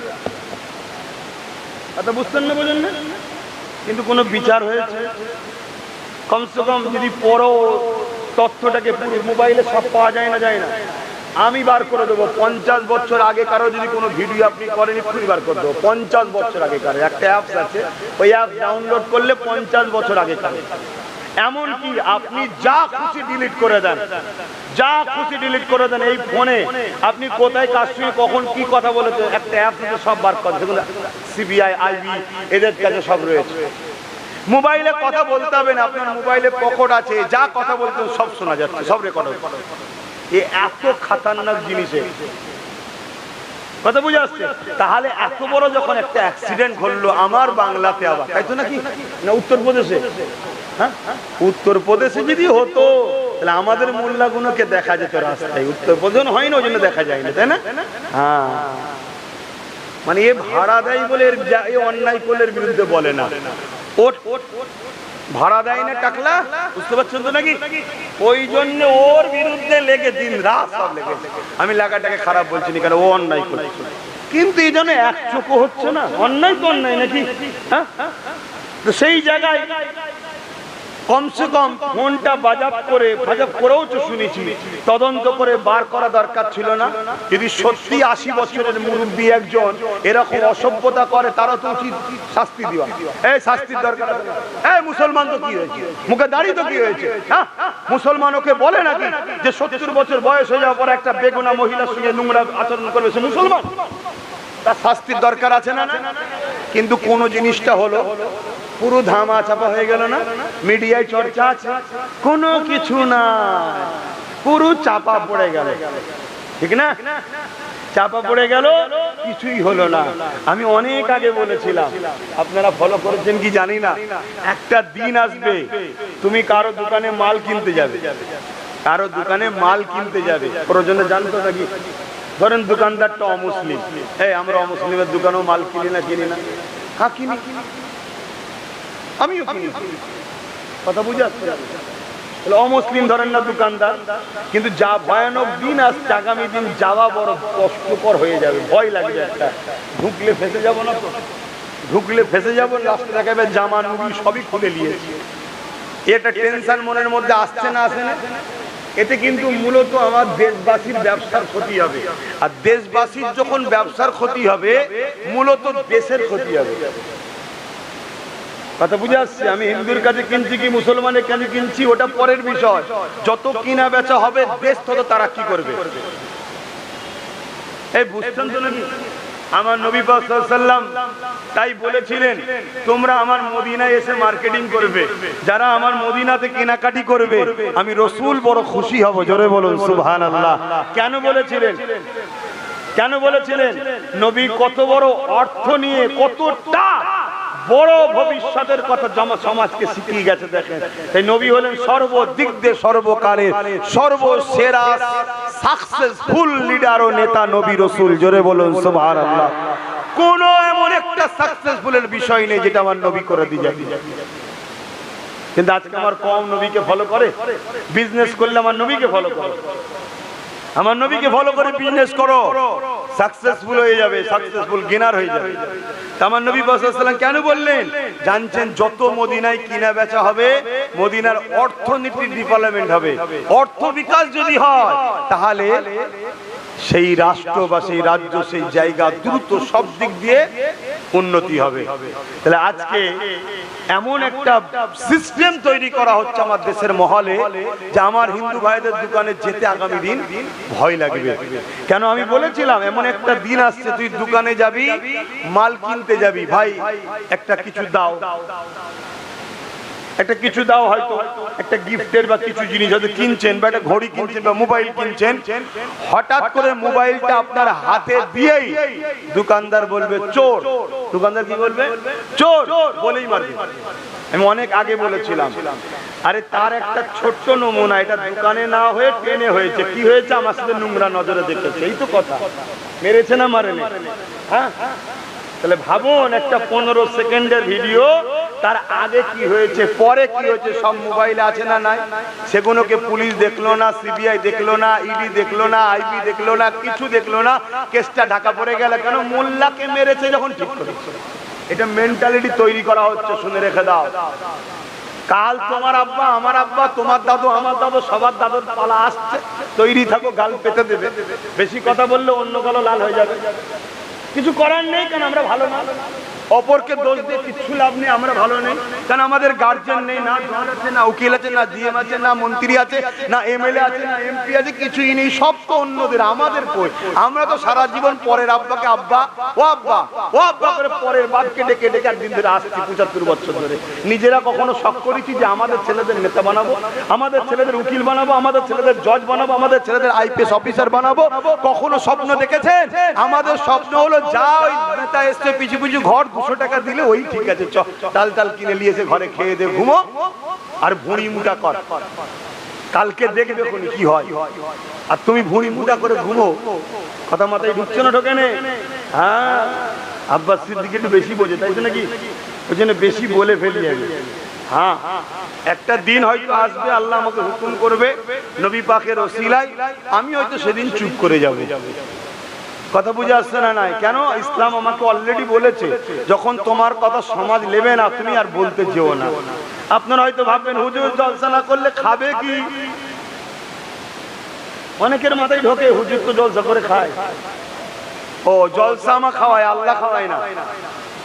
জলসাই যদি আমার রেজেক হয় তাহলে আপনারা সব জলসা করেন নাকি? তাহলে আপনাদের খাওয়া হয় তো নাকি? কে খাওয়ায়? এতগুলো লোক বিনা জলসায় যদি আল্লাহ খাওয়াতে পারে, আর একটাকে আল্লাহ বিনা জলসে খাওয়াতে পারে না? হ্যাঁ, তামাম কায়নাতের মখলুকাতকে আল্লাহ খাওয়াচ্ছে। সাততম জমিনের নিচে দূরবীনে দেখতে হবে এত ছোট ছোট পোকা আছে, কোষ আছে, তাদেরকেও আল্লাহ টাইমে টাইমে টাইমে টাইমে খাওয়াচ্ছে। নবী সুলাইমান আলাইহিস সালাম পৃথিবীর রাজা ছিলেন। তিনি একবার দাওয়াত দিয়েছিলেন, জানেন না, যে আল্লাহ আপনার কাছে আমার একটা আরজু। কি আরজু? যে একবার আমি তো পৃথিবীর রাজা, পৃথিবীর বলতে শুধু মানুষের নয়, নবী সাল্লাল্লাহু আলাইহি সাল্লাম সুলাইমান আলাইহিস সালাম পৃথিবীর ইনি এই একজনই যিনি সমস্ত মখলুকাতের রাজা ছিল। কথা বুঝাচ্ছে? ওই সময় পৃথিবীতে জিন, জীব, জন্তু, পশু, পাখি, পিপিলিকা, মাছি সবার উপরে ওনার রাজত্ব চলতো। জোরে বলুন সুবহানাল্লাহ। এমনকি উনি বড় বড় জিন জানব দিয়ে বাইতুল মুকাদ্দাসকে উনি তৈরি করেছিলেন। একটা লাঠির উপরে ভর দিয়ে দাঁড়িয়েছিল, তৈরি হচ্ছিল, জানেন তো নাকি? আল্লাহ ওই অবস্থায় ওনাকে ইন্তেকাল করিয়েছেন, দুনিয়া থেকে চলে গেছেন। ওদিকে আমি যাচ্ছি না। উনি বললেন যে আল্লাহ একটা দিন আমাকে সুযোগ দেন, আমি আপনার মখলুকদের ঘরে দাওয়াত করে খাওয়াবো, কারণ আমি পৃথিবীর রাজা বানিয়েছেন, আমি মখলুককে দাওয়াত করে খাওয়াবো। আল্লাহ বললেন, হে নবী সুলাইমান, এটা আমার স্পেশাল ব্যাপার, রিজিকের মালিক আমি আল্লাহ, এ বিষয়ে তুমি কথা বলবেন, এ বিষয়ে তুমি মাথা দিতে যেও না। কিন্তু নবী সাল্লাল্লাহু আলাইহি ওয়াসাল্লাম বড় আবদার করলেন, আল্লাহ একটা বার সুযোগ দেন না, আল্লাহ একদিনের জন্য, এক বেলা। শুনছেন তো নাকি? আল্লাহ বললেন, যখন এত আবদার করছো, ঠিক আছে যাও। কবে? যাও তুমি খাবার জোগাড় করো। আল্লাহ পাক বললেন, শোনো, আমার এই বিশাল মখলুককে খাওয়াতে গেলে তো অনেক খাবার লাগবে। আমি আল্লাহ, তুমি খাবার জোগাড় করো, কিন্তু এই খাবার গুলোকে আমি আল্লাহ পচতে দেব না। জোরে বলুন সুবহানাল্লাহ। খাবার পচা কিছুদিন রাখলে পচে যাবে না? যাবে না। কিন্তু আল্লাহ পাক বললেন, ওই খাদ্যগুলোকে আমি পচতে, নষ্ট হতে দেব না। কয়েক বছর ধরে খাদ্য তৈরি করলেন, তৈরি বিশাল ময়দানে জড়ো করছে, করে আসমানের দিকে মুখ তুলে বলছেন, আল্লাহ আমি রেডি মেহমানদারি করার জন্য, আপনার মখলুককে পাঠান। আল্লাহ পাক সাগর থেকে একটা মাছকে পাঠিয়েছিলেন। কথা বুঝে একটা এসে হাজির নবী সুলাইমান আলাইহিস সালামের সঙ্গে কথা বলছে। আপনাদের মাথায় ঢুকতে পারে মাছ আবার মানুষের সঙ্গে কথা বলছে কিনা। আরে এখন টিয়া পাখি ঘরে আপনারা পুষলে কথা বলে না? বলে না? তা আপনার সঙ্গে টিয়া পাখি কথা বলতে পারে, তা আল্লাহ মখলুককে নবীর কাছে পাঠিয়েছে, যে ক্ষমতা সৃষ্টিকর্তার আছে না নয়? এগুলো খবরদার ব্রেনের মধ্যে যেন শয়তান ধোঁকা না দেয়। সব ক্ষমতার মালিক কে? চিৎকার দিয়ে বলবেন কে? শাহাদাত আগুন তুলে বলুন কে? নারে দিবে, আরো চিৎকার দিয়ে বলুন নারে দিবে, নারে দিবে। নারে তাকবীর মানে কি? বুলন্দি তিনার নারা, তিনার সব থেকে বড় বুলন্দি তিনার, যিনি হলেন আল্লাহু আকবার, আল্লাহ তিনি যিনি সব থেকে বড়। কথা বুঝে আসছে? আমরা এই তাকবীর দিলে অনেক আবার মানে ভুল শোনাচ্ছে। এখন আমার অন্য ভাইদের ঘরে দেখেছিস, তোদের ঘরে আরবিতে গাল দিচ্ছে। কি করবে? সব রুটি শাখার ব্যাপার, যেমন করে বুঝিয়ে বাজিয়ে কোলে করে লাও, নিয়ে দল তৈরি করো, এই সব চলছে। কি আর বলবো বলেন না? কোন দিকে যায়? চারিদিকে ঘা, মলম কোথায় লাগাবো? ড্রাম দিয়ে ডুবিয়ে দিলেই ভালো হয়। তো নবী সুলাইমান আলাইহিস সালামের কাছে ওই আল্লাহর মখলুক এসে বলছে, হুজুর আপনি তো দাওয়াত দিয়েছেন, আল্লাহ আমায় পাঠিয়েছে, আজকে নাকি রেজেক আপনার, আপনি খাওয়াবেন, কিন্তু খাওয়াবার মালিক কে? হ্যাঁ, এখানেও মনে রাখবেন আল্লাহই খাওয়াচ্ছে, সুলাইমান নবী ওসিলা। হ্যাঁ, এটাও মনে রাখবেন, রেজেক দ্বিতীয় কারো হাতে নাই। আল্লাহ বলে, তোর জন্য মন গেছে একবার লে, শুধু এতটুকু, কিন্তু রেজেক যে খাবারগুলো জড়ো করেছে ওইটাও কাজ। এক কথা বলেন, ও আল্লাহ, তুমি যেদিকেই যাও আল্লাহ ছাড়া কোনো রেজেক দাতা নেই আর নাই। তো হুজুর দেন, বলছে অপেক্ষা করো, আরো সব মেহমান আসুক। বলছে হুজুর আমার টাইমে টাইমে আমাকে আল্লাহ রিজিক দেয়। জোরে বলুন সুবহানাল্লাহ। কুরবান যাক আমার রবের কদমে আমাদের জানমাল। আহা, একটা বাড়িতে 4-5টা ছেলে হলে পরিবার টাইমে খাবার দিতে পারে না। এ আনে তো ও ঝগড়া করে, ও আনে তো ও চিল্লায়, ও আনে তো ও চিল্লায়। পুরো জগতের কে আল্লাহ টাইমে টাইমে টাইমে টাইমে খাওয়াচ্ছে। জোরে বলুন সুবহানাল্লাহ। আরো খুশি বলা যাবে না সুবহানাল্লাহ। তিনি হলেন আমাদের মালিক, তিনি হলেন আমাদের রব, তিনি কুল কায়নাতের সবাইকে সৃষ্টি করেছে। মালিক একজন, দুজন নয়। দুজন হলে ঝগড়া লেগে যেত একদিন। কথা বুঝতেন না, বোঝেন না? একজন বলতো মোদিকে প্রধানমন্ত্রী করবে, আর একজন বলতো না 10 বছর হয়ে গেছে ওকে আর রাখা যাবে না। কথা বুঝে আসছে? মালিক একজন, মালিককে একজন। মনে রাখবেন এই কথা। কি আপনাদের হাসি লাগলো নাকি? গাছের পাতা খোদার বিনা হুকুম ছাড়া লড়ে নে। দেশের মাথায় কে বসবে ওটাও কিন্তু খোদার হুকুমেতেই হয়। এবারে বলবেন তাহলে ওখানে বসলো, এত জুলুম করছে। শোনেন ভাব, কোরআন পড়েছেন? সূরা বাকারা খুলুন। আল্লাহ বলেছে, আমার বান্দা বান্দিরা, তোরা যারা আমার দাবি করে মুনাফিকি করবি, তোরা যদি আমার থেকে, আমার হাবিবের থেকে অন্য কাউকে বেশি প্রাধান্য দিস, আমি আল্লাহ জালিম হুকুমতকে বসিয়ে তোদেরকে টাইট দেবো। আমাদেরকে টাইট দেওয়া হচ্ছে। সময় থাকতে থাকতে শুধরে যাও, একদিন খবর পাবে। বুঝতে পারছো না? করুন একেবারে বুঝতে পারছেন না? চিন্তা করছেন কেন? আল্লাহ তো আছে, আছে না? নাই অত ঘাবড়াবার কি আছে রে বাবা? সেই কালকে নেই আজকে, পরশু নাই তরশু, মরবেন তো একদিন। ভাই একদিন আগে না একদিন পরে, তাই তো? ওটা যে এই একদিন এই ওয়াজ শিখলে যে মরণ কালকে পর পরশু ব্যাপার, যে যখন টাইম তখনই মরবে। কথা বুঝে আসছে? তুমি যদি দালালি করে, সবাই মিলে দালালি করো, মরণের দিনে মরণ হবে। আর আব্বাস সিদ্দিকীকে আল্লাহ হক কথা বলেছে, যেদিন টাইম আছে সেদিন হবে, 1 সেকেন্ড আগে হবে না। কোন মায়ের লালের ক্ষমতা নেই আমার 1 সেকেন্ড আগে মৃত্যুকে আনতে পারবে। আজ রাইল পর্যন্ত তো আসবে না, টাইম যদি না থাকে আসবে। কথা বলছেন না? সবটা তো খোদার হুকুমই হয়। কত খবরদার একদম মন খারাপ করবে না। শুধু একটা কাজ করো, কি এই বললাম, নবীর প্রেমিক হও, নবীর প্রেমিকদের সঙ্গে দল করো। কথা শেষ। তো হযরতে নবী সুলাইমান আলাইহিস সালাম বললেন, ঠিক আছে খাও। যখনই বলেছে খাও, আর এই এক লুকমাতে বছরের খাবার যা ছিল সব খেয়ে দিয়ে বললেন না সুবহানাল্লাহ। আল্লাহর সৃষ্টি কত বড় বড় আছে জানেন? হ্যাঁ, এই বিশাল বিশাল জাহাজ যায় না, পানিতে এত বড় বড় মাছ আছে, ওই জাহাজ পেটের মধ্যে ঢুকে যাবে, নেজের ঝাপটা দেবে, পুরো উল্টে যাবে। এত বড় বড় আল্লাহর সৃষ্টি মখলুক আছে। তুমি তো কি বলে সামান্য 1 ভাগ, 3 ভাগের 1 ভাগ হলো ডাঙা।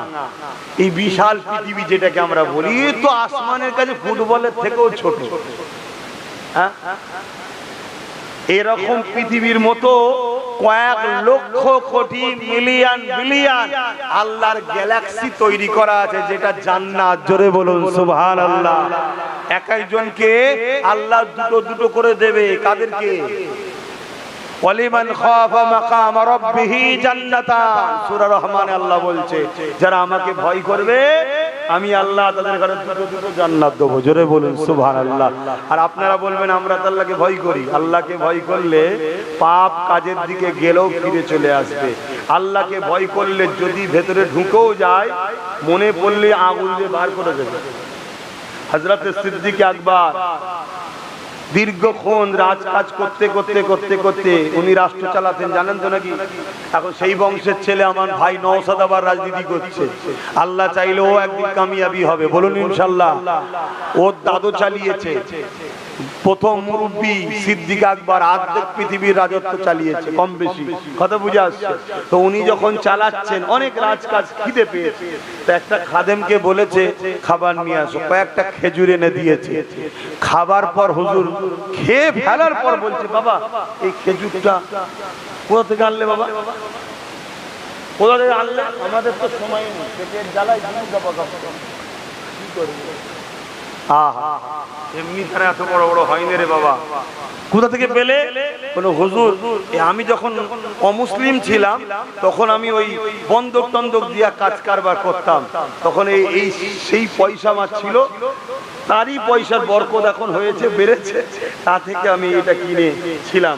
হুজুর সঙ্গে সঙ্গে গলায় আগুন দিলেন, সম্পূর্ণ বার করলেন, যতক্ষণ পর্যন্ত শুধু বমি বেরোচ্ছে, এবার ওর কিছু নেই, মানে ওই যেটাকে বলা হয় পানি বা পিত্তি টাইপের, ততক্ষণ পর্যন্ত হাঁকাল দিয়ে বার করেছে। শুনছেন কি বলছি? আর আজকে আমাদের কি দশা, হ্যাঁ বললে তো খারাপ হয়ে যাব। কিসের টাকা আসছে মাসে মাসে দেখারও সময় নেই, কি থেকে দিচ্ছে, মদের না সুদের না, মাফ করবেন আর একটা জায়গা আছে আপনারা নিশ্চয়ই জানেন, নোংরা মেয়েরা যেখানে থাকে তাদেরও ট্যাক্স লাইনে লাইনে। হ্যাঁ কত জঘন্য, মায়ের জাতকে খারাপ রাস্তায় নেবিয়ে তাকে বলছে ট্যাক্স দে। এই শুনছেন আমি কি বলছি, এরা আবার বলে ইসলামকে মিটাবো। তোরা কথা বলিস বিধায়া, মায়ের জাতকে লাইসেন্স দিচ্ছিস কি করতে, শরীর বিক্রি কর, পয়সা ইনকাম কর আর আমাদেরকে দে। কথা বাড়াবো বেকার দরকার নেই, আরো কোথাও কবির কথা বলে ফেলবো। আমি একটু ঠোঁট কাটা লোক, দেখছেন না ঠোঁট জুড়ে দিচ্ছে নাকি আল্লাহ কেটে পাঠিয়েছে, বল বল, এজন্য তো আল্লাহ কেটে পাঠিয়েছে, আর বেশ বড় মতো দিয়েছে।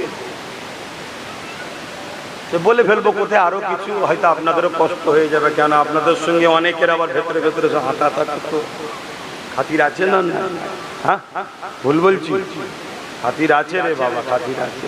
কালকে দেখবেন কত মুসলমানের ছেলে খাতির দেখাবে, হ্যাঁ দেখাবে না দেখাবে না, তারা আবার মসজিদের বলবে সেক্রেটারি। আল্লাহ নবী এমনি বলে যায়নি, আমি আপনার গ্রামের কথা বলছি নি বাপ, যেন খারাপ লেবেন না, আছে রে বাপ সমাজে। আল্লাহ নবী বলেছেন আখরি জামানায় মসজিদ ভর্তি নামাজি থাকবে, একটাও ইমানদার থাকবে না, সব বেঈমান।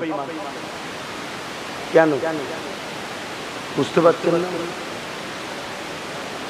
কেন বুঝতে পারছেন না? আজকে সমাজে দুটো কথা আমি প্রশ্ন করবো, একটু উত্তর দেবেন। ধর্ম যার যার উৎসব সবার, এই কথাটা ঠিক না ভুল? এই বিষয়ে কোন মুফতি কোন মৌলানা ফতোয়া দিয়েছে? কেউ এই বিষয়ে প্রতিবাদ করে? হ্যাঁ কথা বলছে না তো, কেন করেন না? আপনারা নেই আম মানুষ ছেড়ে দেন, আপনারা নাই আম মানুষ ছেড়ে দেন, আপনাদের কথা বাদ দিন। আপনারা আম মানুষ কি জানবেন? আমরা মৌলী সাহেব যদি চুপ থাকি আপনারাও চুপ, মৌলী সাহেব যদি বলে ভুল আপনারা বলবেন ভুল, তাই তো নাকি? তো এই বিষয়ে এত বড় একটা সেরেকি কাজ সমাজকে খাওয়ানো হচ্ছে, বড় বড় ব্যানার করে ধর্ম যার উৎসব সবার, কি কথা বুঝে আসছে না? না বাংলাদেশের একটা বক্তব্য দেখছিলাম, একজন বলছে, একটা ক্লিপ এসছে, আমি ভাষাটা বলতে চাই না, সে বলছে বিয়ে যার যার পরিবার সবার, এই কেউ মেনে নেবে? ও এর বেলায় হুঁশ খুব ভালো আছে, এখানে হুঁশ টনটনে, যে ভুল হচ্ছে কথাটা। আর এত বড় একটা কথা, ধর্ম যার যার উৎসব সবার, আরে ধর্মকে কেন্দ্র করেই তো উৎসব হয়। এই যে আমরা এখানে ধর্মকে কেন্দ্র করে ঈদের দিনে বিভিন্ন উৎসব আমাদের হয় না, হয় না, কিন্তু শরিয়াত সম্মত বাইরে যে উৎসবগুলো হচ্ছে, অবশ্যই এরা ইসলামের ঘরে জন্ম নিয়েছে, কিন্তু এরা অবৈধ সন্তান। যারা ইসলামের ঘরে জন্ম হওয়ার পর ইসলামের ব্যানার দিয়ে ঈদ প্রীতি শুভেচ্ছার নামে মেলা করে, ফাংশন করে, নাচ করে, গান করে, এরা যদি সন্দেহ হয় এদের ডিএনএ পরীক্ষা করো, বাপের ডিএনএ পরীক্ষা করো, একটা যদি কারো সঙ্গে মেলে, যা শাস্তি দেবেন তাই মেনে নেব। এরা যারও সন্তান, কিচ্ছু হতে পারে। নবীর কষ্টের ইসলামকে এই যারও সন্তানগুলো শেষ করে ফেলে।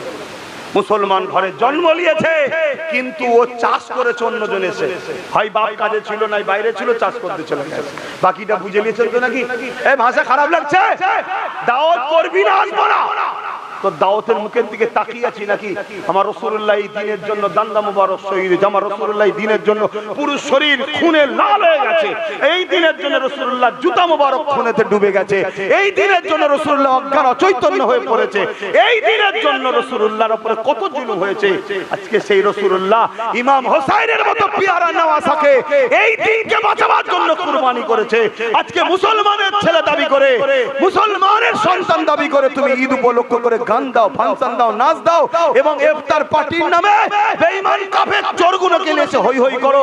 তোমরা হালালি হতে পারো না। তোদের যদি রাগ হয় আমার উপরে যা করার করে লিখে যাও।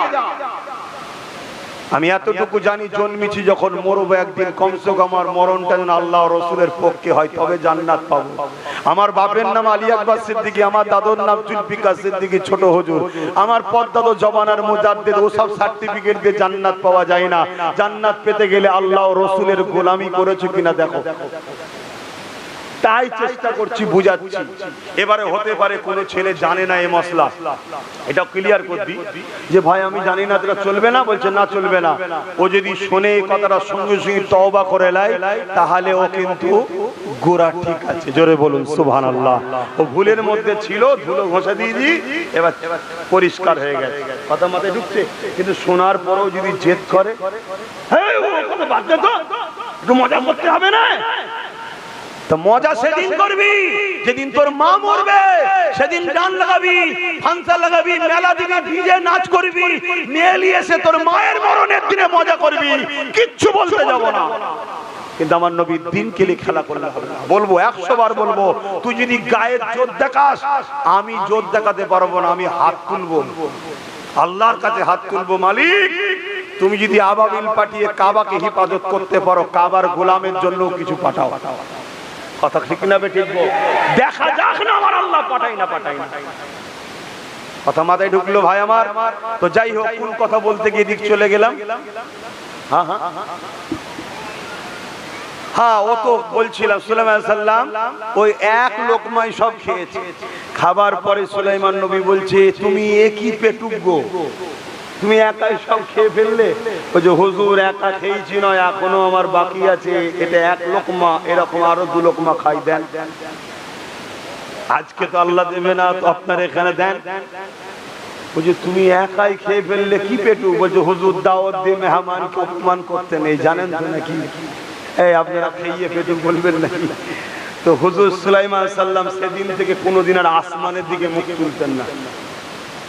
সেদিন কোনোদিন থেকে আসমানের দিকে মুখ তুলতেন না। আল্লাহ বললেন, বন্ধুরে মন খারাপ করছো, রেজেকের দায়িত্ব পৃথিবীর কেউ নেয়নি, কারো হাতে আমি দিইনি, কেন আমার মখলুককে খাওয়াবার ক্ষমতা কারো নাই, ওটা আমার আছে। জোরে বলুন সুবহানাল্লাহ।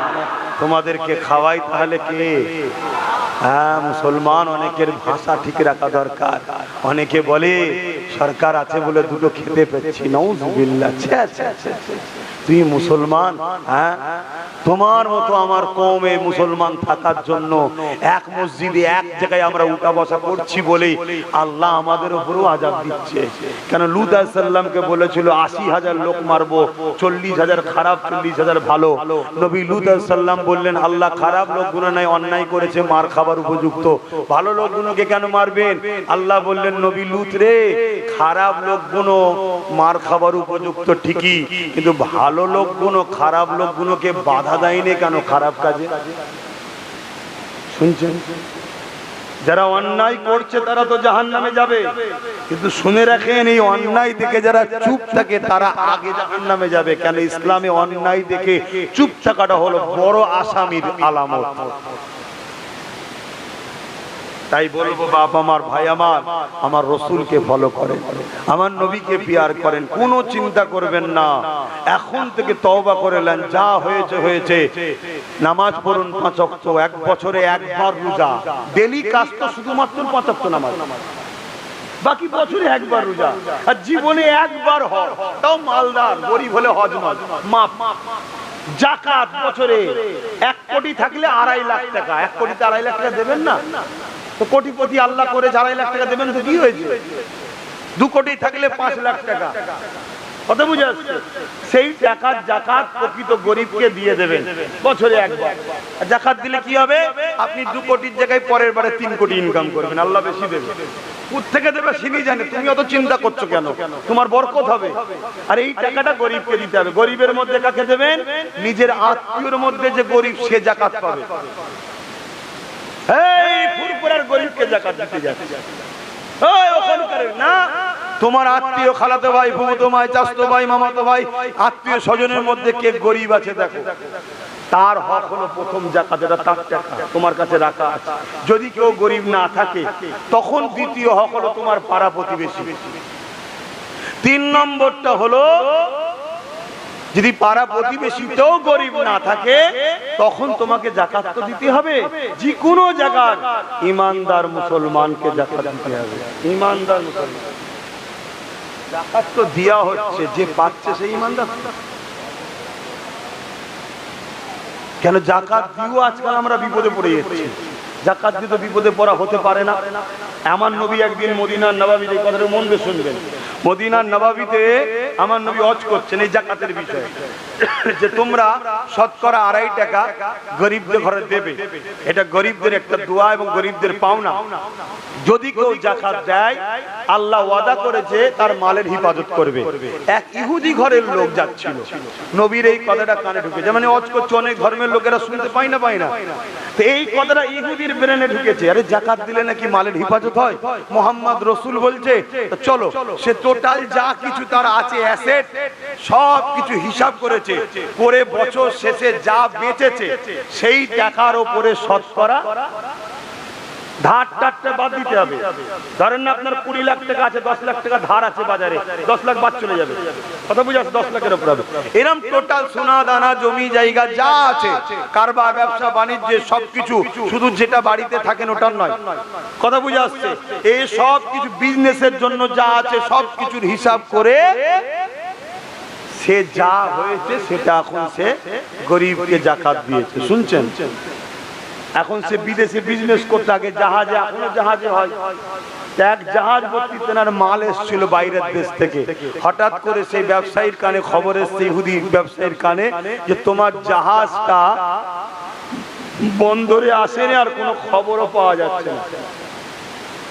সে আমার রসুলের কাছে এসেছে, মুহাম্মদ সাল্লাল্লাহু আলাইহি ওয়াসাল্লামের কাছে, যে আপনাকে ছোটবেলা থেকে দেখছি আপনি কোনোদিন মিথ্যা বলেননি, সেদিন এভাবে মিথ্যা বললেন কেন? আল্লাহর নবী তো হ্যাঁ হয়ে গেল, কি বলছো তুমি, কি কথা মিথ্যা বললাম না? আপনি আপনার শিষ্যদের শোনাচ্ছিলেন, আমি যাচ্ছিলাম, জাকাত যদি কেউ দেয় তার মালের হিফাজত আল্লাহ করে। আল্লাহ নবী বললেন এটা মিথ্যা কোথায়? ঠিকই কথা তো, এটা আল্লাহর হুকুম তো। আমি মুহাম্মদ আজকেও বলছি, যে জাকাত দেবে তার মালের হিফাজত হবে। বলছে আমি দিয়েছি, তাহলে আমার জাহাজ এখনো খবর পাচ্ছি। আল্লাহ নবী বলছেন ঠিক করে হিসাব কিতাব করে দিয়েছো, আমি বেশি করে ছেড়ে দিয়েছি, আমার হিসাবে যা হয়েছিল, আর আপনাদেরও উচিত যাদের পয়সা আছে একটু 2 পয়সা বেশি যা কম না হয়ে যায়, কেন কম হলে পরের মাল খাওয়া হয়ে যাবে। আল্লাহ জানে আমার কি হচ্ছে, হিসাব তো করি, হিসাব করার সময় তো পাইনি, খেয়াল করলে বসবো কখন। যাক আন্দাজে যাই হোক একটু বেশি বেশি করে দিবার চেষ্টা করি। আর জাকাত সারা বছর দেওয়া যায়, আপনাদেরকে একটা জিনিস শিখিয়ে দিচ্ছি, সারা বছর জাকাত দেওয়া যায়, শুধু রমজান মাসে দিতে হবে এমনটা নয়। আর জাকাত হলো ফরজ, তাই ধনীরা শোনেন, সারা বছর যখন কাউকে কিছু দেবেন, কোনো গরিবকে, শুধু বলে দেবেন বাপ ভাই বোন জাকাত জাকাত জাকাত। তার মানে কি, যদিও ওইখানে কিছু হিসাবে গরমিল হয়, আর সারা বছর ধরেন না আরো 1-2 লাখ দিয়েছেন, তাহলে আপনার কিন্তু ফরজটা আদায় হয়ে গেল। শুনছেন তো নাকি?